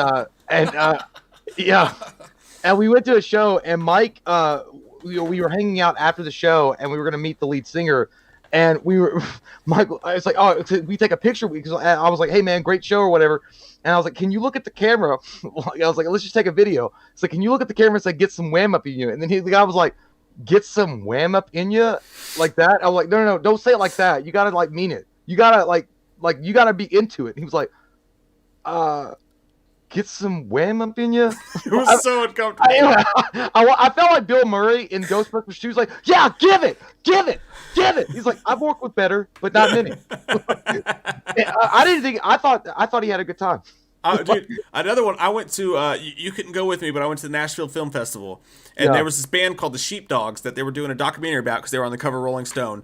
And I was by myself. I was totally alone, dude. Like I'm up here in Nashville. I don't know any of these people, and they gave me the press pass. So I'm at all these VIP events, and like all these people are hanging out and talking with their friends. And we didn't have any professional contacts at that point, wherever. So I was just sitting there like, yeah, man, I got a free drink, and like walked around by myself. But I ran into the guys in this band, and I started talking to them, and they're like, we're going to this bar over here. So I go to this bar over there, and I was drinking whiskey and stuff like that. But eventually, and we were covering it for We Live Film at the time, and I was like, could you guys just give me like a blurb for the site or whatever, to put it on there? And they're like, yeah, whatever. And I'm like, can you guys take a picture for the article or whatever? And they're like, yeah. the dude who produced the documentary was the guy from the Black Keys, you know, the band that was really big a couple years ago. And he walks in the bar, and I just go up to the dude, and I'm like, "Hey, man!" And I was talking to them, and they're like, "Can you take the picture?" So the dude from the Black Keys is supposed to take the picture of me with this band, and he's sitting there, and he's all like, he's kind of nerdy looking. He's this large guy. He's like, "I don't know how to work your camera." And I was like, "Oh, you just press right here." I was like, "You got to press the button." And he would do it, and he's like, "It's not working." So like I had to like not argue with, but I was like, "No, dude, it's the guy with the Black Keys is stand there." I'm like, "No, dude, it's right." I don't know who they are, so I'd probably be like, "That's cool." Like, I mean, I'll explain it. You press the button. It's just the red button. He was like, I was like, "You play guitar and drums. Just press the button." And it was a shitty old like digital camera. It was so awkward and uncomfortable. Dude, I can't recognize like unless like super like I don't like. I wouldn't recognize, like, if I were, like, around, I mean, other than Blink-182, but Alkaline Trio or shit like that, if I saw the lead singer, I wouldn't know who the fuck he was. I'm like, "Hey, man, can you watch my table while I go shit?" Like, because it's been really hard for me to, like, get this table. And he'd be like, "Yeah." I'm like, "Thanks, man. I appreciate that." By the way, hey, Vinny, what's up, man? He says, you know what's funny about the voting? He was like, "You know what's funny about Terminator winning with 101 votes? Cyberdyne Systems Model 101. That's Skynet, dude. Oh my god!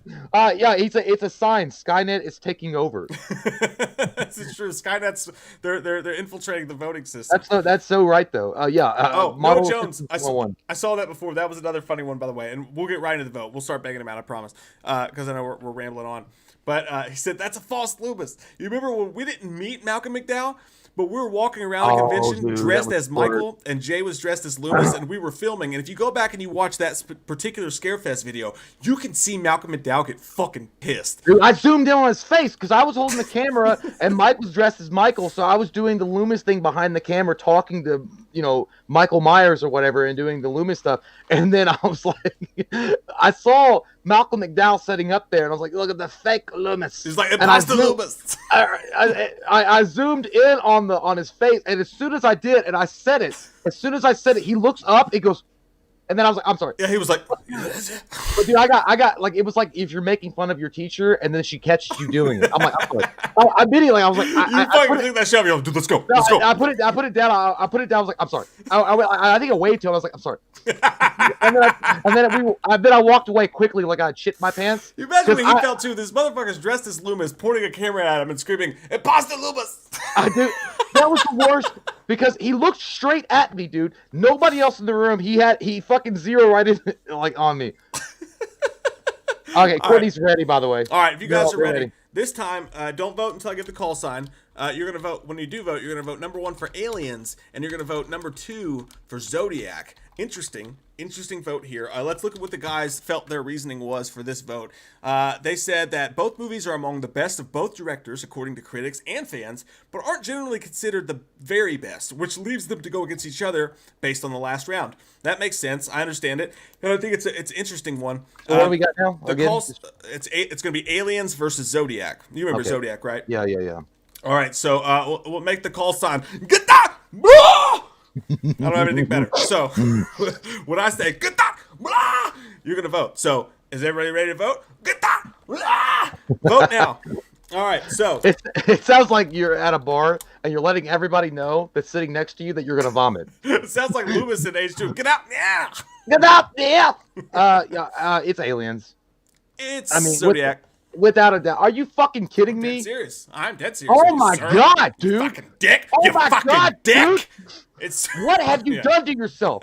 Did you walk into a contraption that made you stupid? I fully expect Aliens to win based on its popularity, but Zodiac is a better film. Zodiac is a good movie, no doubt, and I like Jake Gyllenhaal. But holy shit, dude! When you put it into context, what Ridley Scott brought with Alien, and then what Cameron did with Aliens, and bring it to he established Sigourney Weaver as one of the best badasses of all fucking time.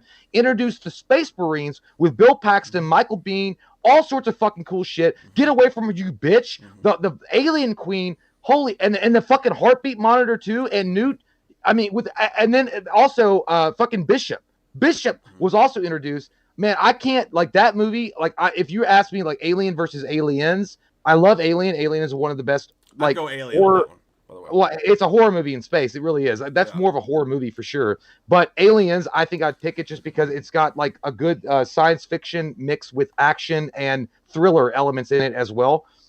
And I love, and then also the ad-libbing by Bill Paxton. Bill Paxton was amazing in that movie. Was so good, and in such a small part, he took that and owned it.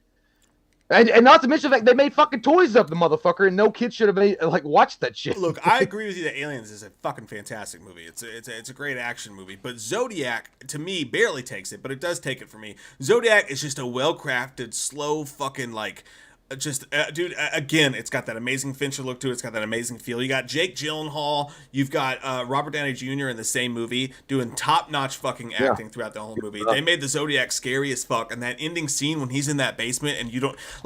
it's something special as a director. If you could take a story that it's a true story, that nothing's going to happen in this moment, but still the movie is crafted so well that you're scared out of your fucking hoo-haws at the scenes that are happening because they're so tense, and it leaves just enough thought as to where the Zodiac is, what's happening. It recreates the Zodiac's death scenes the way it does. It's that slow burn, but really fucking smart and really sexual. It's like the perfect hair gel. It just fucking fits, man. It does it right. I want to sit... It's like glue. Got to be glue. It's a precursor to the David Fincher show that's so great. I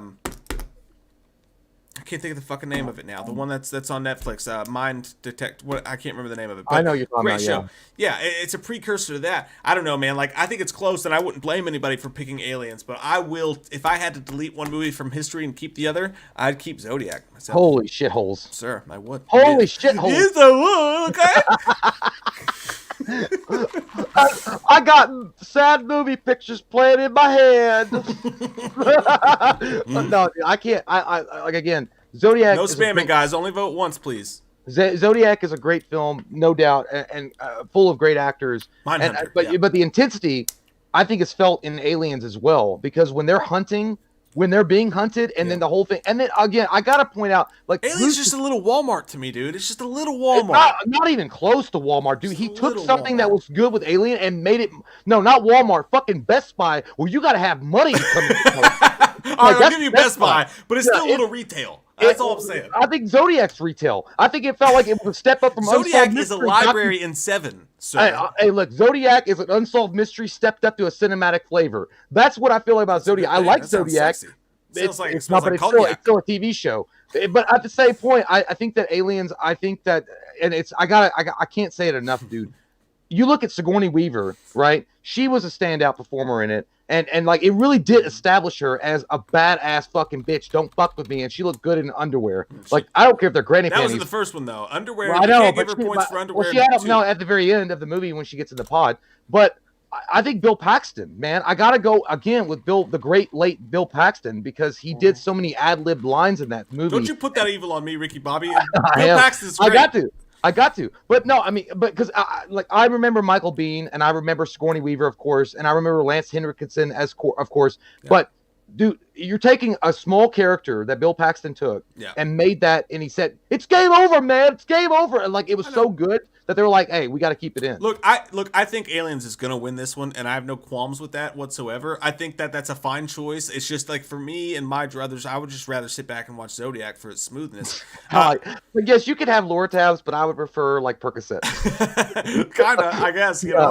That's a pretty good explanation of it. And a lot of the chat telling me I'm fucking crazy. Again, I fully expect to lose this one. I think Zodiac's a little bit underrated, and I think Aliens is a tiny bit underrated. But overrated. I would give them both a 9. I would give them the same score. But I don't know. I just think that I would take Zodiac by this little titty crack much. I got to go back and watch Zodiac because you're giving it so much butt love. But I would say honestly, with me, Aliens, it would be close to a 10. It might be even a 9.5. Aliens or Zodiac just makes me want to sit in a really clean desk and all right. Well, we got to announce true crime. Okay, Courtney is okay. He said Darius Films Direct is banned from voting. Who? Darius Films Direct is banned from voting. Can't do that spamming, bro. Darius Films. Can't do it. Don't want to kick you out. Don't want to ban you from voting, but yeah, guys, don't do that shit.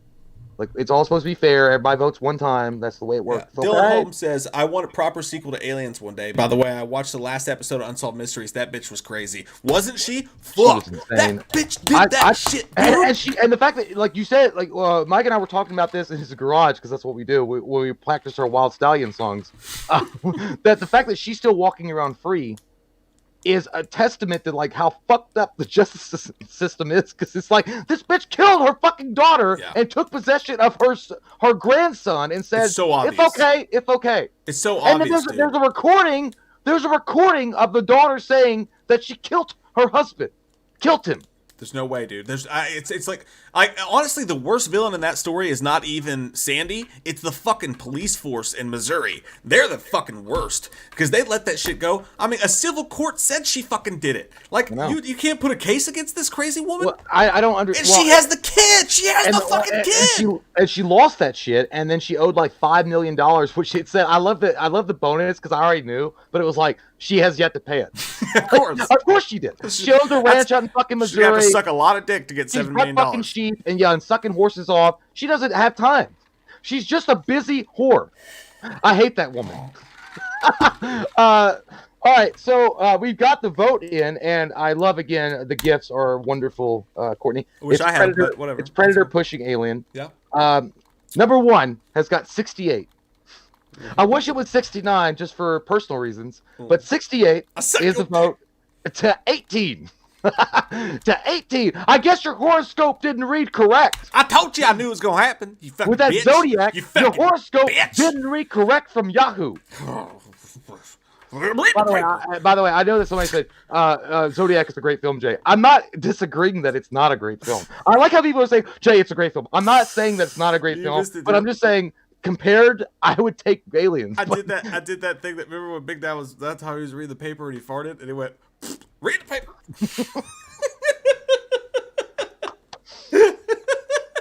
Yeah, my Big Dad, my grandfather, we call him Big Dad, but yeah, he would do shit like he'd read papers or he'd be putting his shoes on and he'd fart it and shit his pants all the time. Like it was like an art form for him. And he would do it and he'd be like, put my shoes on. Like he would just do weird shit. And you're like, Dad, I know you farted. You probably scarked a lot. You sharted your pants. And he'd be like, no, I did not, god damn it. And he'd be like, hey, get me a clean pair of underwear from the door. Oh fuck shit. That was good times, man. Good times. All right, the next vote's gonna be a good one too. Well, I think it will be a good one. Oh god, the fucking shit. The James Cameron's taking over the late half. Courtney called it. He said, "Come back, son." We got 2 votes left, and if we have to go pinning on the ties or whatever, we have another one we can go into. But 2 votes left. The first one is going to be Terminator 2. You've been waiting. Terminator 2. Oh. It's like the fucking god damn. Oh! Welcome to the show, bitch. It's gonna be Terminator 2. All right. Yeah. Versus 2. Versus. God, I hate to put 7 up as a slaughter to the lambs like this, but it's 7. T2 versus 7. 7? Damn, dude, that's fucking he's bad. Tough. Now, when we give the call sign, I don't like this, but I understand. When we give the call sign, Jay, what's the call sign going to be for this one? Okay. Have you seen this boy? Can you honestly tell me you've never seen anything like that? No, I got it. No. The call sign will be Galleria. The Galleria? The Galleria? All right, so if you're ready, if everyone's ready, you can go ahead and shoot him, Steve Irwin. Dylan Holmes says Aliens is more memorable than Zodiac, in my opinion. I can understand that. That's fine. That's true. I mean, it's true. Marco Villatoro says that's where you see justice is blind. Yeah, well, you got a fucking point there, my friend.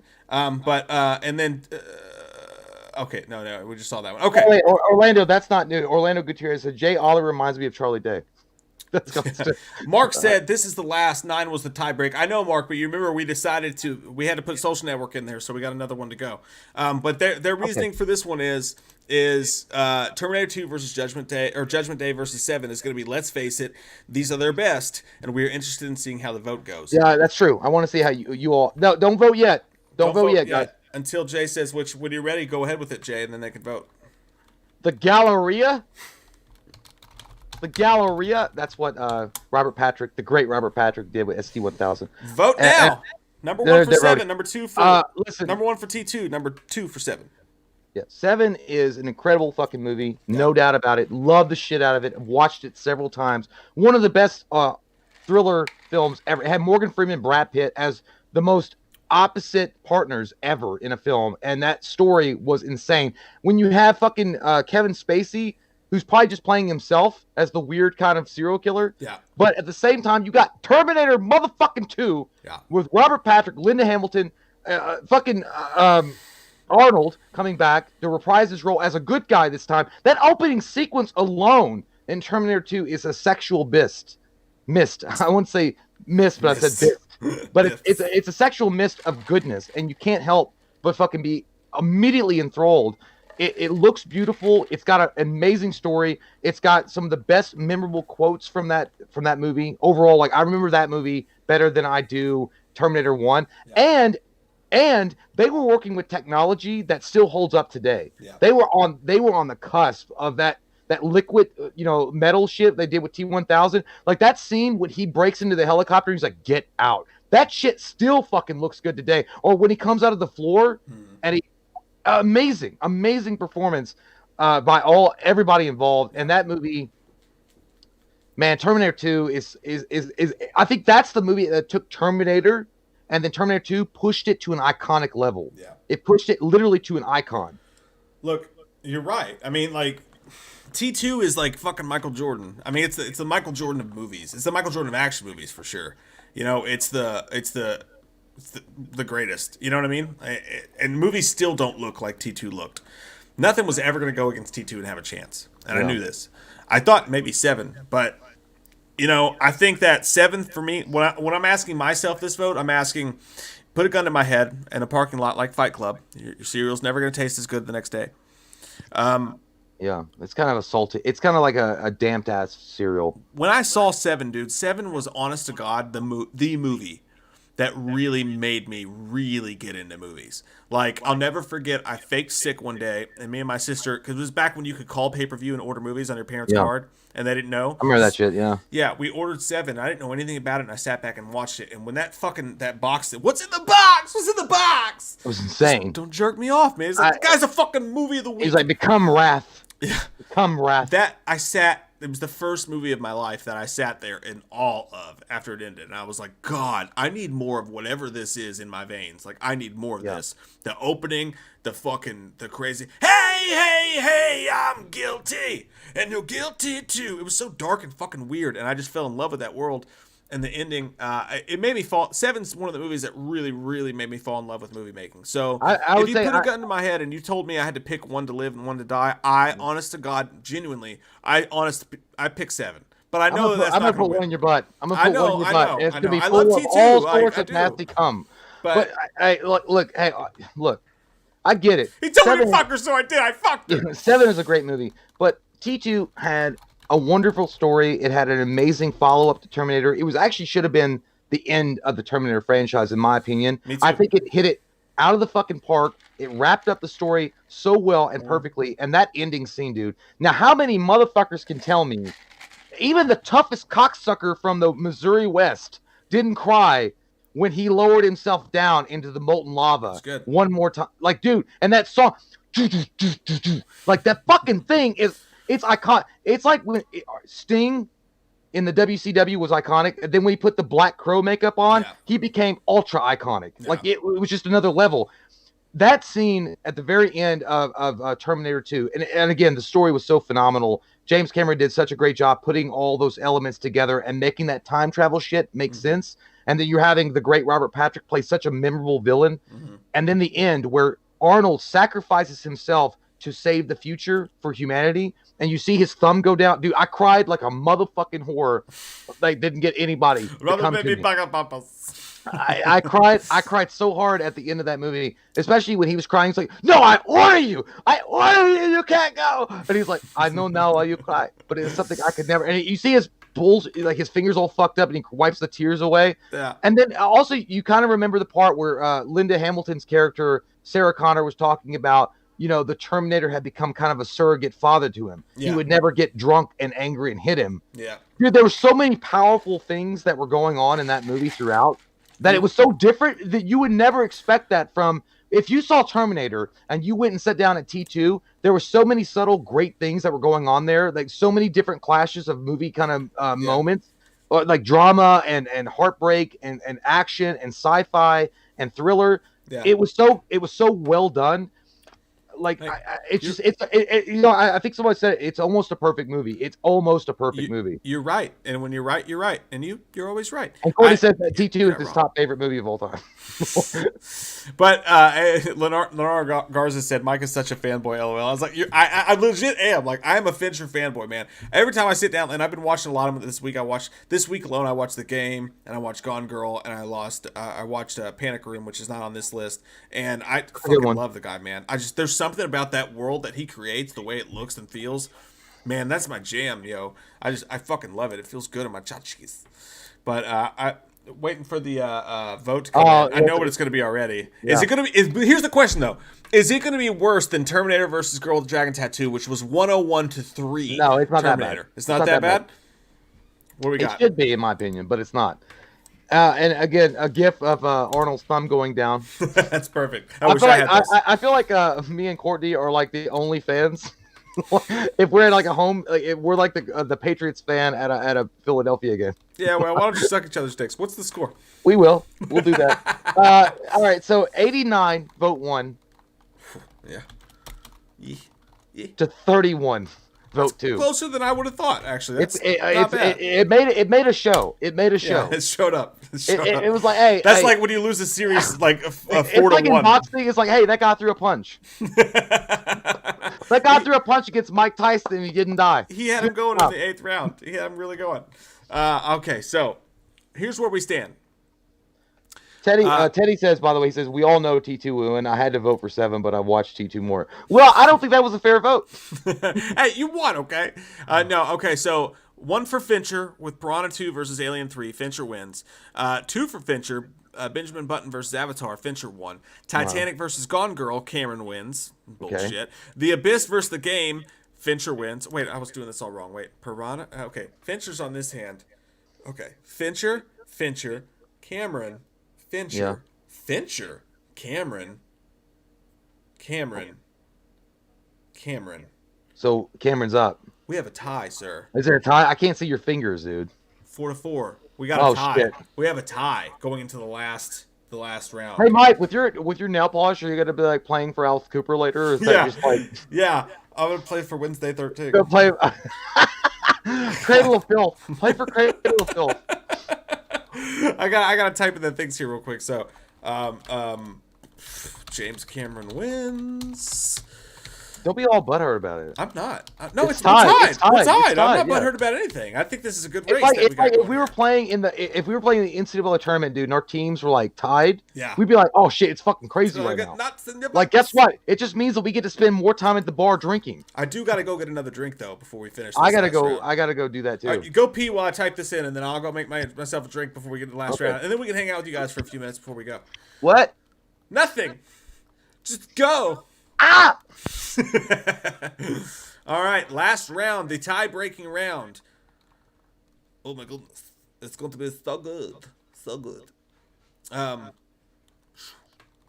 guys, are you ready for this? Get ready to get nasty, real nasty. It's gonna be a good one. Hey, kiddo, come here.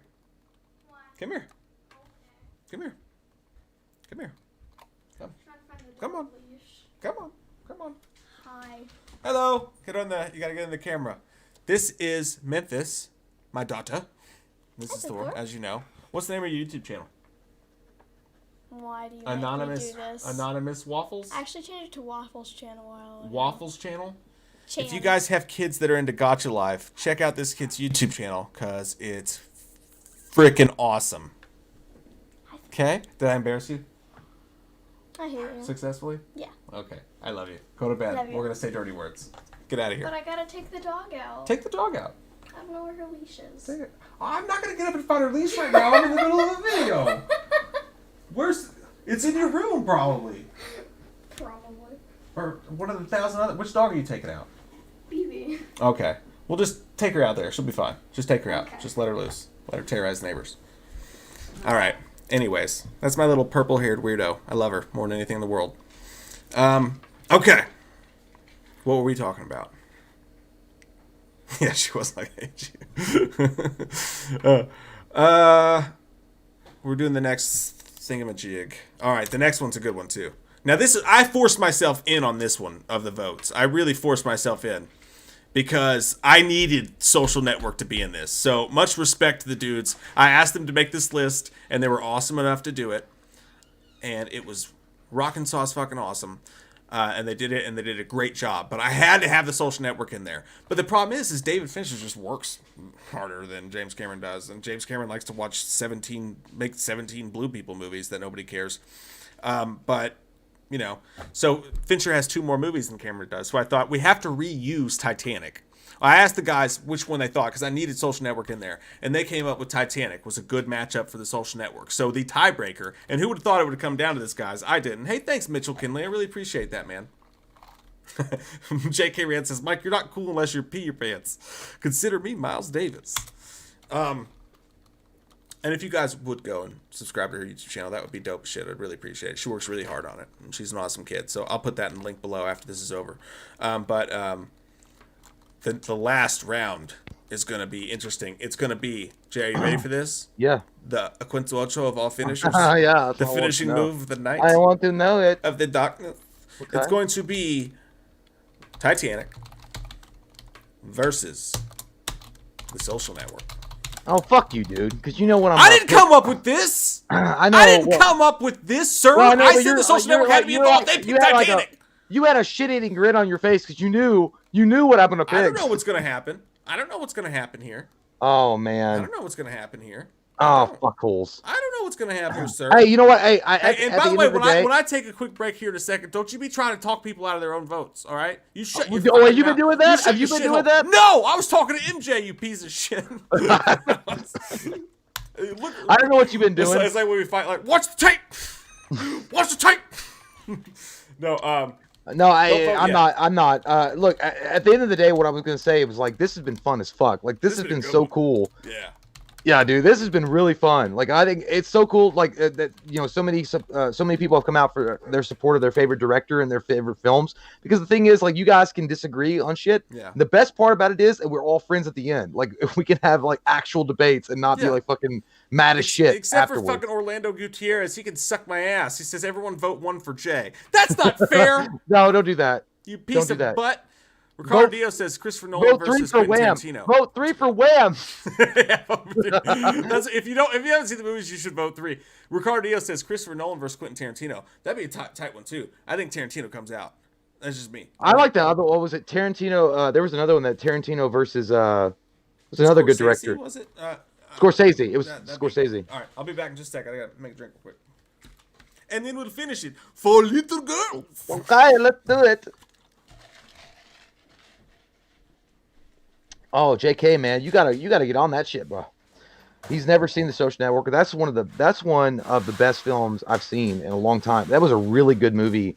I don't know if that was actually Mark Zuckerberg is the way that he was, but he was a fucking tool bag. And Justin Timberlake does a really good job as being the dude from Napster, and I can't remember that guy's name. But dude, it was Andrew Garfield. It's so fucking good, man. It's so wonderful good.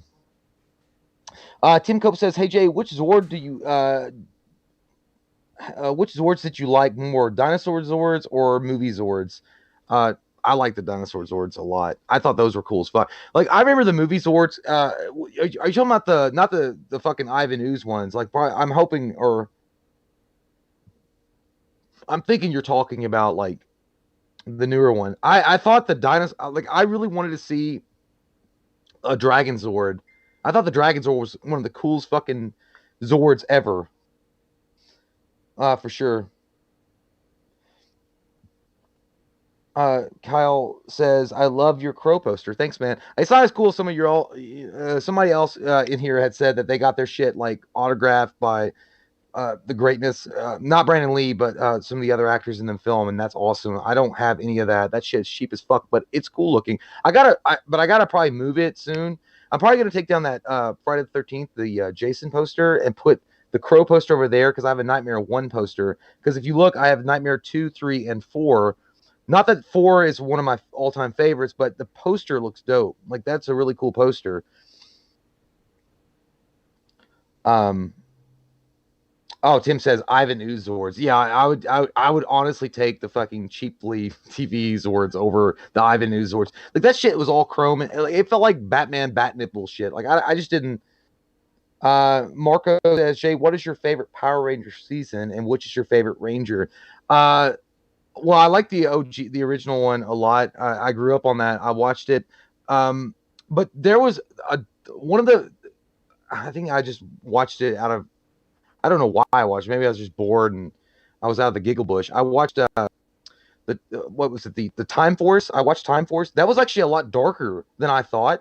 When they did the Power Rangers Time Force, I was like, holy shit, this shit's kind of dark. It's dealing with some kind of like, actual adult material, and they're doing a pretty good job with it. But I would still say my favorite is the OG, and my favorite Ranger is the Green Ranger. I think the Green Ranger is so cool. Like, the whole fucking story arc was amazing, and that guy was whooping ass. I mean, he was sending them back to Zordon in body bags, and Alpha was like, I don't know what to do. We picked the wrong people. Katie Long says, do you have a Lost Boys book? Yeah, I do. It's over there. You can't see it. Well, hold on. Let me see. Oh, you guys are seeing. Fucking camera doing no, I'm doing it. Hold on. Oh, that's RoboCop 2 posters. Dope, dude. Did you not see that? Yeah. Okay. Hey Jay, what's that white stain on your bed, dude? Shut the fuck up. Nice I was lonely. You guys. Okay, I can't show it. I don't want to break this shit. Yeah, it's a Lost Boy. It's next to the door. But yeah, I do have one. We have the autographed Lost Boys thing too. Yeah, that was. I'll have to give that to you. I like it.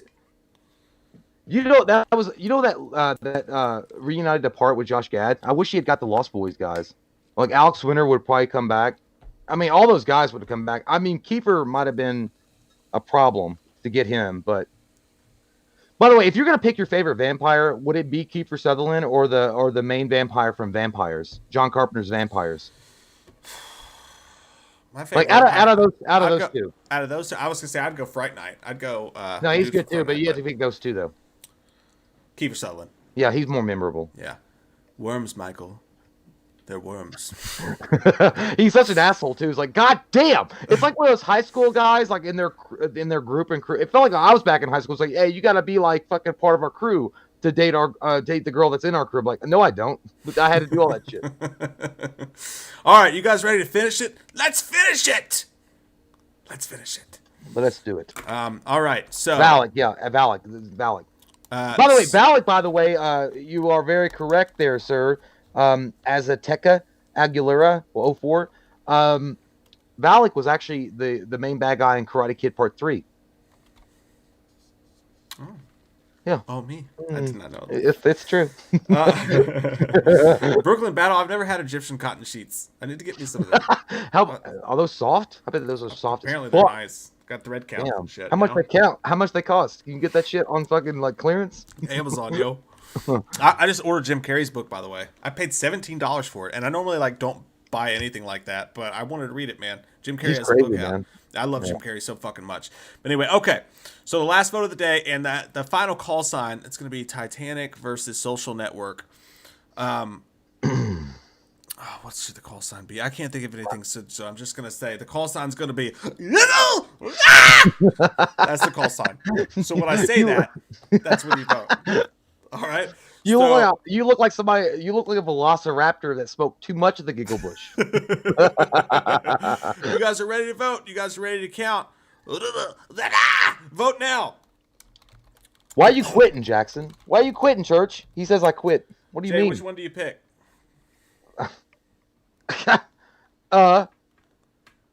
The Social Network. Duh. I don't want to pick that one, and I fucking hate that this is where we are now. I hate that this is the society that I live in. But it's true. Yeah, The Social Network, man. No doubt. Jesse Eisenberg's best performance, in my opinion, that he's ever done. He played Mark Zuckerberg perfectly. I don't know if that's really how he was, but either way, he took the character off the script and made it his own. Wonderful choice. And he has this snotty attitude about him, and you can believe that about Zuckerberg. And you can believe that about Eisenberg, that they both probably share the similar kind of like snarky ass, like passive aggressive bitches that they probably really are in real life. I don't know. And then you throw in Andrew Garfield as the best friend that gets so fucked over. Yeah, he did. So fucked. He got but he wins in the Justin end. Timberlake. And Justin Timberlake, and he's such a sleazy, nasty little fucking LA club rat.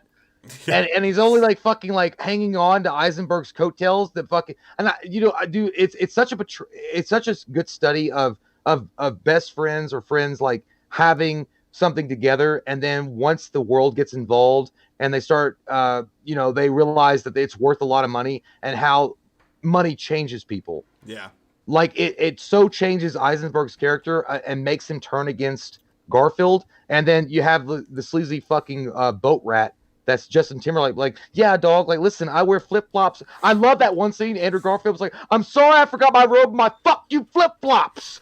Like, I love it. Oh, my God. And again, it's one of Andrew Garfield's best films ever.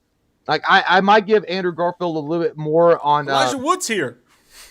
Fuck yeah, he is. I might give Garfield more of, like, his best film that I saw was the war movie. Mel Gibson? No. He directed it. Hacksaw Ridge. I thought he was really good in Hacksaw Ridge, but in The Social Network, dude, he fucking owned the shit out of it. And that's why I think going into BVS, I was like, he plays Jesse Eisenberg plays a slimy fucking character perfectly.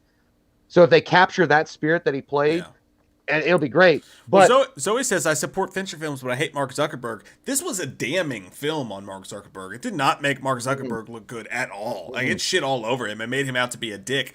Dude, this movie to me I loved it because it actually managed to walk the line between, like, you watch Zuckerberg's rise and you watched him like he wanted to throw it in the face of girls who rejected him and stuff. And like I get that. But they also showed what a dick he was in the process. Yeah. So it wasn't like for instance, the Ashton Kutcher Steve Jobs movie where they're like, oh my God, Steve Jobs is just the greatest guy ever. No, dude. Whereas the right way to do that was what they did with Michael Fassbender, where they showed what a dick he was. That was the best. Yeah, and that's what this movie did so well. And not just that, but the Atticus Ross and Trent Reznor score. Oh my God, dude, I listen to that score so often. Like, it's such a good score, and the movie looks so damn good, and it's so fascinating to watch. And it's about a bunch of dudes creating Facebook, and it wasn't even that scintillating of a story, but Fincher took that dude and he pumped his fucking Fincher-esqueness into it and made that movie so special and so fucking smooth. And again, I think it was really at the heart of it. I think it just shows the corruption of friendship that can happen. Yeah. And if you're not smart and you get taken advantage, because look, Mark Zuckerberg, or at least the character that they portrayed him to be with Eisenberg playing it, was a very smart guy, very intelligent dude, but he was also a naive little boy that wanted attention from all the popular guys. Mm-hmm. So when Justin Timberlake shows up in the picture and he's like giving him all the accolades and worshiping him and basically sucking his dick. Yeah. And like, then he's like just involved with it, while his best friend that's been with him since college is fucking like out there trying to work for him, and like he's like, oh fuck him, dude. They fuck him so hard. Oh, dude, that scene when he shows up. I rewound that 3 goddamn times. Like, if you ever did that, motherfucker, I would come to your house and set a goddamn bonfire. Jay, this is sounding oddly personal all of a sudden. Like, I'm not Mark Zuckerberg, and you're not Ricardo. I'm not saying I'm Ricardo. I'm not saying that, but I'm saying like, no, not what I'm saying. That makes our friendship more special. But I'm saying like, they weren't best friends for like since they were kids. But at the point being is that they were friends with each other when they had nothing. Yeah, and they grew. They created it together. And I know that Zuckerberg did more of the programming. Zuckerberg was such a piece of shit. He was gonna fuck up anybody. But he didn't give a shit, dude. And he was so naive, and he was led so astray by fucking Timberlake's character, by the Napster guy. That it was so like, it was like, dude, like, do you have a dick, or is it just a vagina? Iron Baron said Facebook wasn't even Zuckerberg's idea to begin with, and the movie touches on that. He took it from the Winklevoss twins. But there are little things. Those motherfuckers, though. That's what's so great about that movie, though, because you also do understand where Zuckerberg's coming from with certain things, because it like those little scenes where they're sitting at that table. Hey, Buster. when they're sitting at that table, and he's like, okay, it was your idea. Okay, let me ask you this: why didn't you come up with it then? Like, what if it was your idea? Why didn't you do it? Like Zuckerberg, like he has some zingers in that movie where he dicks people hard in the face, and like you got to respect it. Like he has some points to what he did, even though he's doing it and he's being douchey. He has some points, and you understand where he's coming from if he just handled it differently. But at the same time, you're also like, well, he's just a weird guy. He doesn't handle social situations well, right. And he wanted to win, so he's saying, you guys are all shitting on me because I'm weird and because I have this obsession, but I'm gonna win in the end. The only time I cheered for Zuckerberg in that film is when I knew that he was doing it to get back at all the people that said he was a piece of shit and that he would never do it. And I understood he was a douchebag even when he was dating that girl and he was sitting in the bar and he was acting like an asshole the entire time. And I get that. But he was like, I'm on, that was just his personality quirks or whatever. That's why it's such a good movie, dude. Because you actually root for him, but you hate him. But you're also rooting for him. Like, you get it. I love that. I love the end when he's like doing his typing shit. And the girl from I Love You Man is the assistant. Mm-hmm. You remember? And he's like doing his typing. And he's like, I love, there's one scene, not the end, but when he's talking, and he's like, are you paying attention? He's like, you have a small percentage of my attention. I'm running a multi-billion-dollar company right now. I fucking loved it. I was like, oh, God damn. Because you know what that's like? Dude. That's like getting up and farting in your fucking boss's mouth and be like it. Dude, that's the thing. That's the thing right there. What I love so much, and again, he was a dick in that movie because the way he treated Eduardo and his friends. Like, I get that. I hate him for that. But in that movie, the way that he looked a bunch of fucking lawyers and a bunch of fancy rich kids and a bunch of all these people who you would have thought in any other situation would have fucking just pushed their weight on him and he would have just gone away. Yeah. Zuckerberg, at least in that movie, The Social Network, dude, he fucking put it in their face and he was like, I'm better than you. I worked harder than you. I did what it took. So suck my dick. It's like that. It's like that the Gambler movie when John Goodman's talking to Mark Wahlberg and he's like, take care of your shit, buy your house, buy your car, and then what you got? You got fuck you money. You could look at anybody in the world and say, fuck you. And I really think that Mark Zuckerberg portrayed in that film by Eisenberg is probably one of the more normal people that everyday person could root for. Yeah. And then also be disgusted by me, like, hey, I'm not going to fall in to the same trap. It's so genius, dude. It's amazing. All right. So, by the way, Courtney did say, he said, Jay, and no more bye weeks for Friday night franchise fights. The people need this. We had to take a break. Stop being hoarse. It was the 4th of July, Courtney. They need their Showtime fucking Friday night fights, all right? We don't know. We'll be back next week. And he's got a beautiful gif of Kate Winslet looking very sexual at Leonardo DiCaprio. And here's the...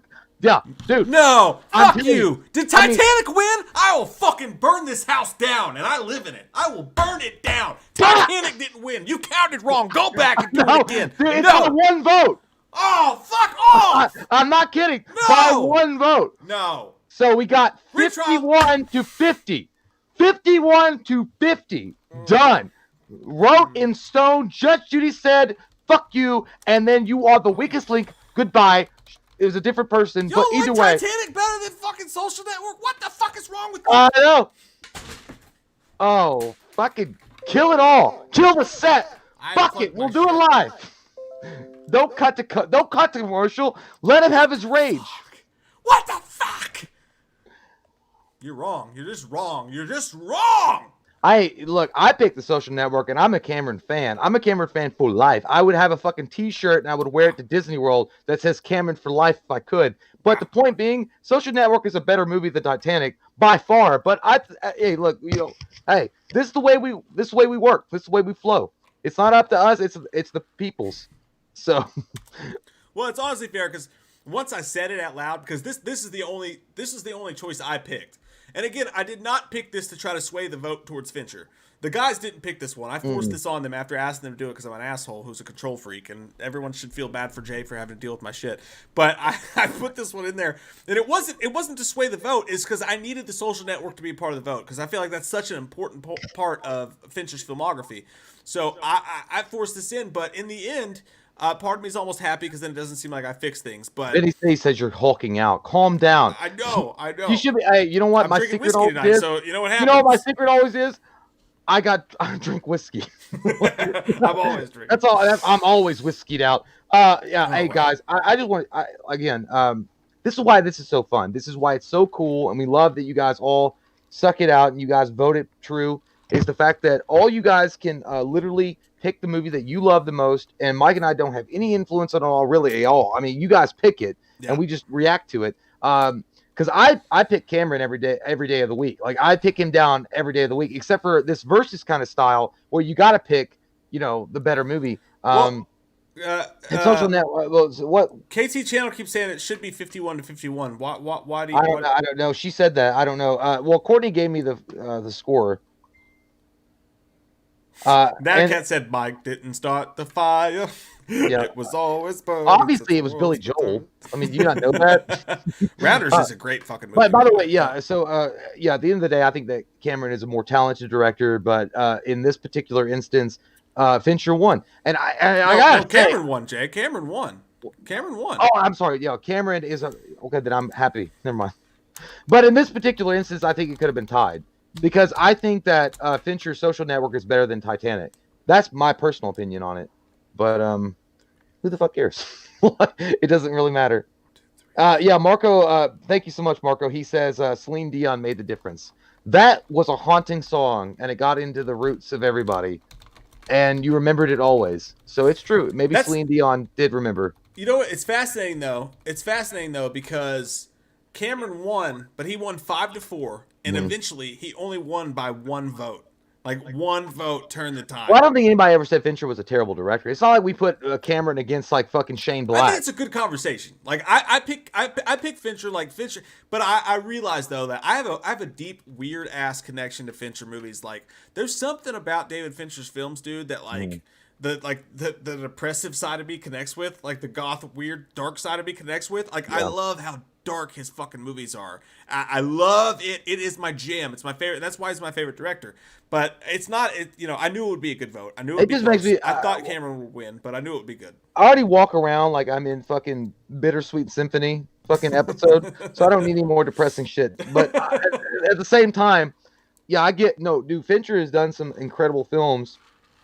And I never said I didn't like Fincher as a director. I just like Cameron better. But as far as like films that he's given us that we all can enjoy, he's done an incredible job. As far as Titanic beating Social Network, that's the only thing I'm kind of hung up on. I know it was one vote, but holy shithole. Like, Social Network, I think, is by far the superior film. But you know what? People love Titanic, dude. Titanic is a real big fucking heartbreaker and fart shaker for a lot of people. They love that fucking movie. Mm-hmm. They love it. They'll defend it to death, and they won't let go, motherfucker. They won't let go. I think our fight about Fincher and Cameron can continue forever because this was so close. And again, it's almost unfair because Fincher does have. It's like DC has Batman and Superman, where Marvel has like the plethora of characters. DC has the top heavy Batman vs Superman, which is Cameron. He has, he's got True Lies, Aliens. He's got Terminator 2. He's got the biggest movies. You know what I'm saying? But Fincher has 2 more movies to his credit. And again, 7 would have beat any other movie on that list, but against T2, and it's fair because you had to put it against something. Nothing was going to beat T2. That's Fincher's probably best movie. 7? Yeah, I think Fight Club's his best movie, but 7 is fucking great. If you could you could have a versus between 7 and Fight Club, and that would be like, what's Fincher's best? I think 7 is. I like Fight Club, but I would watch 7 100 times over than Fight Club. Yeah, I get that, and I love them. I love them both. It was a great. End of the day, it was a great fucking matchup, man. This was a fun one. This was really good. Yeah, I felt like we just watched. We watched. I don't know. We watched Pacquiao versus Mayweather. And the thing is, like, I know how that fight turned out, and I know there was a lot of things going on, but if Pacquiao and Mayweather fought when they were both in their prime, it would be a pick'em fight. I mean, you wouldn't know. You don't know what's going to happen, and you're having a good time. So it was a great time. I had a great time, and my director won. But at the same time, I think it was kind of shitholes because it was by one motherfucking vote. It's good though. It was like, but God he did dominate damn. A couple of the categories as we expected. It was Michael Myers just said, "If I had money, I would donate $100." Michael, thank you so much for that thought, man. But guys, you got to know, like, and trust me, the super chats and the Patreons, do they keep the channel going and keep it alive? Yes, absolutely. They keep it to where we can try to do this for a living and make shit happen. But at the same time, if you can't, Totally understand. I get that more than you'll ever fucking know, not being able to afford to do that. Don't ever feel the need like you have to super chat or that you have to join the Patreon. You want to do something nice for us and do it completely for free? Take one of our videos or one of our articles and share it. Yeah, like man, that helps us a so lot, much. yeah. And you can do it for free, and we really appreciate it. And even if you don't want to do that, thanks for just hanging out and like viewing the videos. Thank you guys. Me and Mike are so fucking simple when it comes to like what we want. Me and Mike started out this channel. It's been fun for us since 2012. We enjoy making videos and talking about movies and like doing sketches and skits and experiencing that kind of comedy with all you like-minded people. It's fun for us. We literally have a good time doing it. And money is, of course, like Mike said, money is, to help support us and things like that. That's nice. But at the same time, dude, we did this for free, without anything. We never did streams. We didn't have a Patreon. We didn't do that for a long fucking time. And we do, and dude, I'll be honest, and I know Mike feels the same way, but we are so thankful for you guys that help us out and give us like a little bit of finance, so we can keep purchasing things to make the videos better. But at the same time, we feel like shit every goddamn time, and it never changed. Like I promise you that, like feel like shit every time. We would do these anyway. And we love you guys so much. And I don't care. Like, yeah, we've had disagreements with you dudes and dudettes before, but at the end of the day, we think you guys are all spectacular and you're sensational. You're wonderful, talented human beings, and we've made some really good friends with you guys over the years. And look, but the reality is, YouTube dicks around a lot anymore, and we just kind of that's where we are. But listen, guys, the truth is that we were counting on YouTube. And like, the money that just comes with YouTube, we'd be fucked. We'd be fucked. There would be nothing. It's the super chats and the Patreon that makes it to where we can put out the content that we put out. That being said, I want you guys to understand something. It's not, we'd be doing this channel for free. We'd be working full-time jobs. I'd be working back at the thing I was doing before. We'd be doing that, and we would still be doing the channel. We would keep doing it. But because of, and that's a weird place, when passion meets a money situation, it's kind of awkward, and it's a strange thing. But the fact of the matter is that, and I'm blown away by it constantly. Like, I'm constantly blown away. I cannot believe that we have the Patrons we have. That's genuine truth. Like, I don't take any of it for granted. I wake up in the middle of the night and I think, Jesus Christ, I hope to God that we're giving these people what they're paying for, because I really, like, it scares me to think that we're not. And we try so hard to do it, but, you don't have to do it. Like, nobody has to do it. We're just so thankful that you guys spend your time hanging out with us. And the people who do it, you guys keep us going, and you guys have changed our lives. Like, you guys have made our lives. Trust me, you have.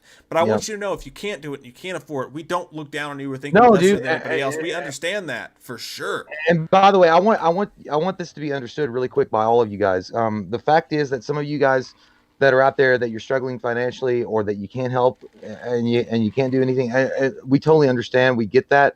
We will never ever stop producing content that is our maximum level for all of you. For 100% free. It doesn't matter. Yeah, always free. What we're saying is that we're very thankful.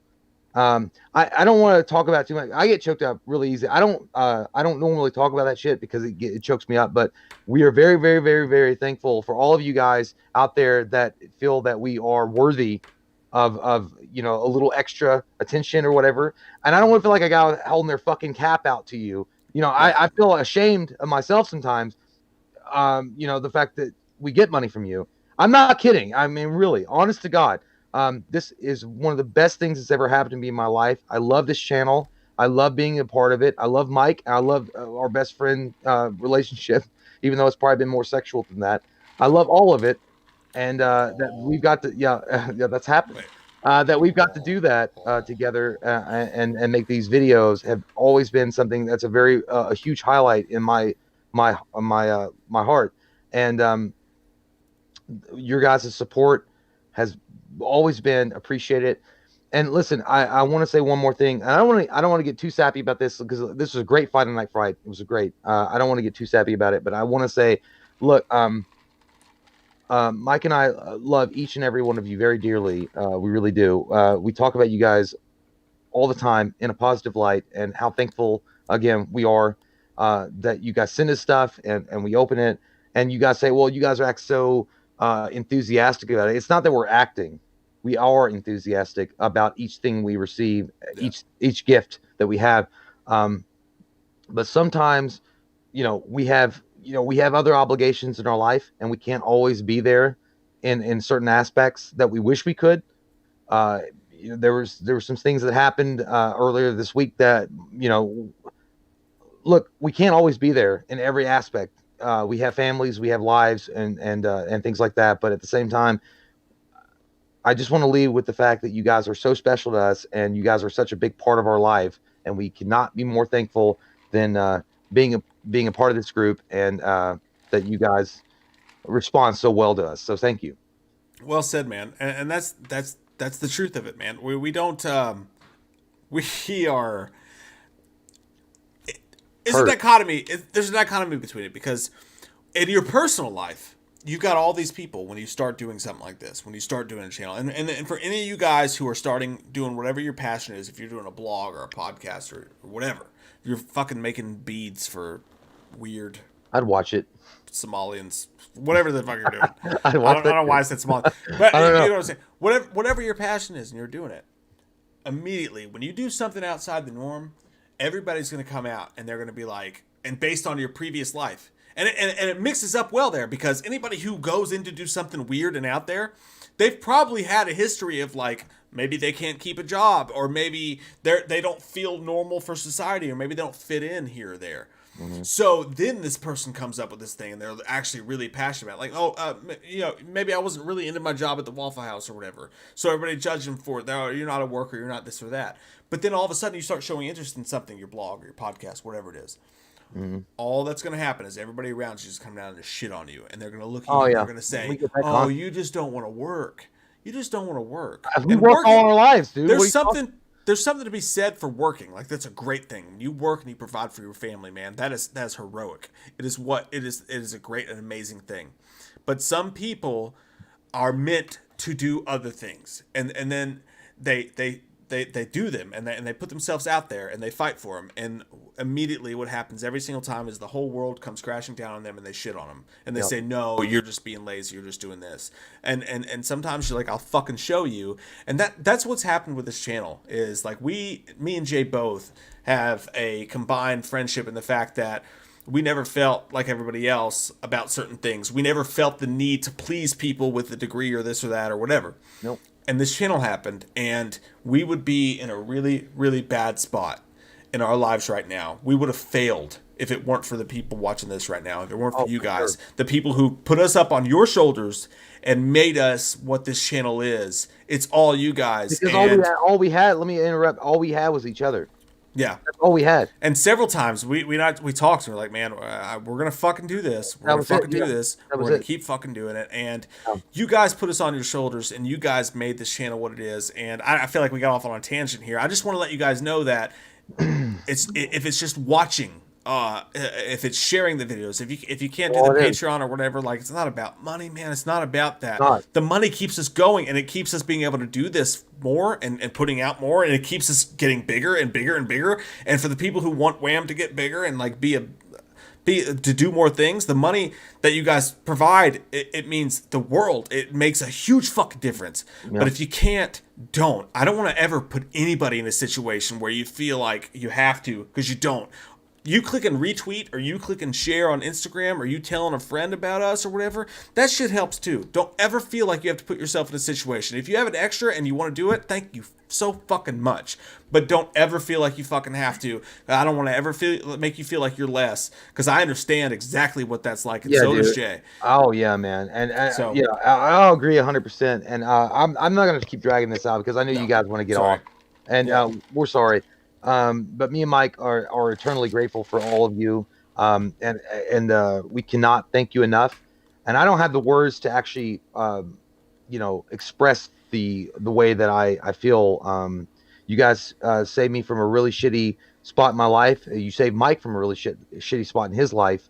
And without you guys, we would just be floating in a sea of shit. I mean, at the end of the day, I mean, we would have wound up It's the goddamn truth, man. We would have wound up getting a regular, like, factory jobs or something like that. And this is our passion. We love making film, and not film, but we love doing skits or sketches and things like that, and doing that. And you guys have helped us a lot to accomplish that dream, and we're living dreams right now, and we cannot thank you guys enough for that. I don't have any children or anything like that, but I swear to God, you guys would make me feel like I had done something right if I did have children.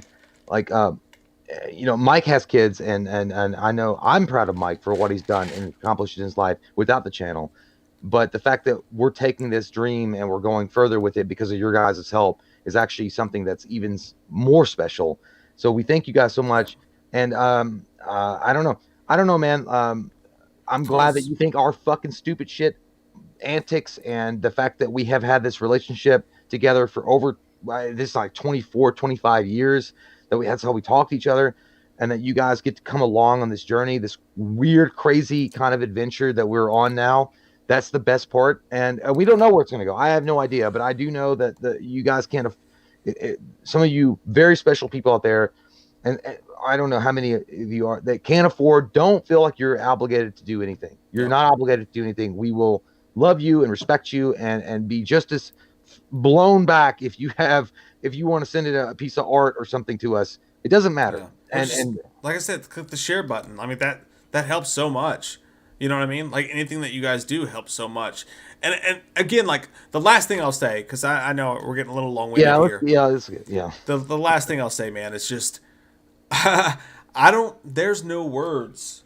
There's just no words. Like, I'm the happiest I've ever been in my entire life. So fun. We've both been through some shit, man, growing up and whatever else. But God, I never, ever, ever expected to be as happy as I am today, sitting here in front of you guys. And it is because of you all. Like, it's because of you guys. You guys are behind it. I'm so fucking proud of what we do here. And I can go, and there were so many years where you couldn't go out and tell people, like, oh, this is what I'm doing. You couldn't tell your family who would shit on what you're doing. You couldn't tell people laugh in your face. You couldn't shit on now. But now, today, this day, 2020, the year of our dark fucking Lord, with all the bullshit going on, we can go out proudly and be like, this is what we're doing. And then when people shit on, I'm like, guess what? Look at the fucking army we got behind us that are telling you that we can do what we love for a living. And I want you guys to have that too for yourselves, if that's what you want. And you guys are our phone booth from Bill and Ted's Excellent Adventure. Me and Mike are sitting outside the Circle K,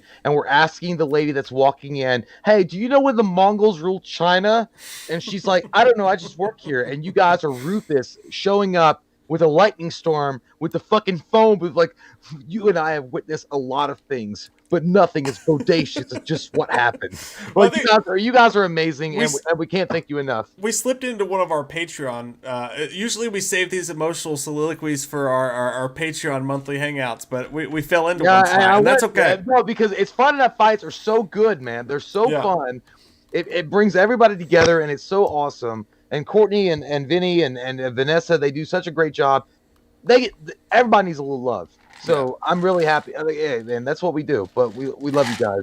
Thank you so much. Going through the last few super chats before we go. Massive Entertainment says, "Yo, Mike and Jay, do 2 jumping jacks. Loves y'all." Dude, what? 2 jumping jacks. Oh, are you sitting down? Maybe you said I was like, maybe you let us do a girly style. I feel like I went to Colonel Oates' fucking military school in Bill and Ted. Marco V. Villatoro says Celine Dion made the difference.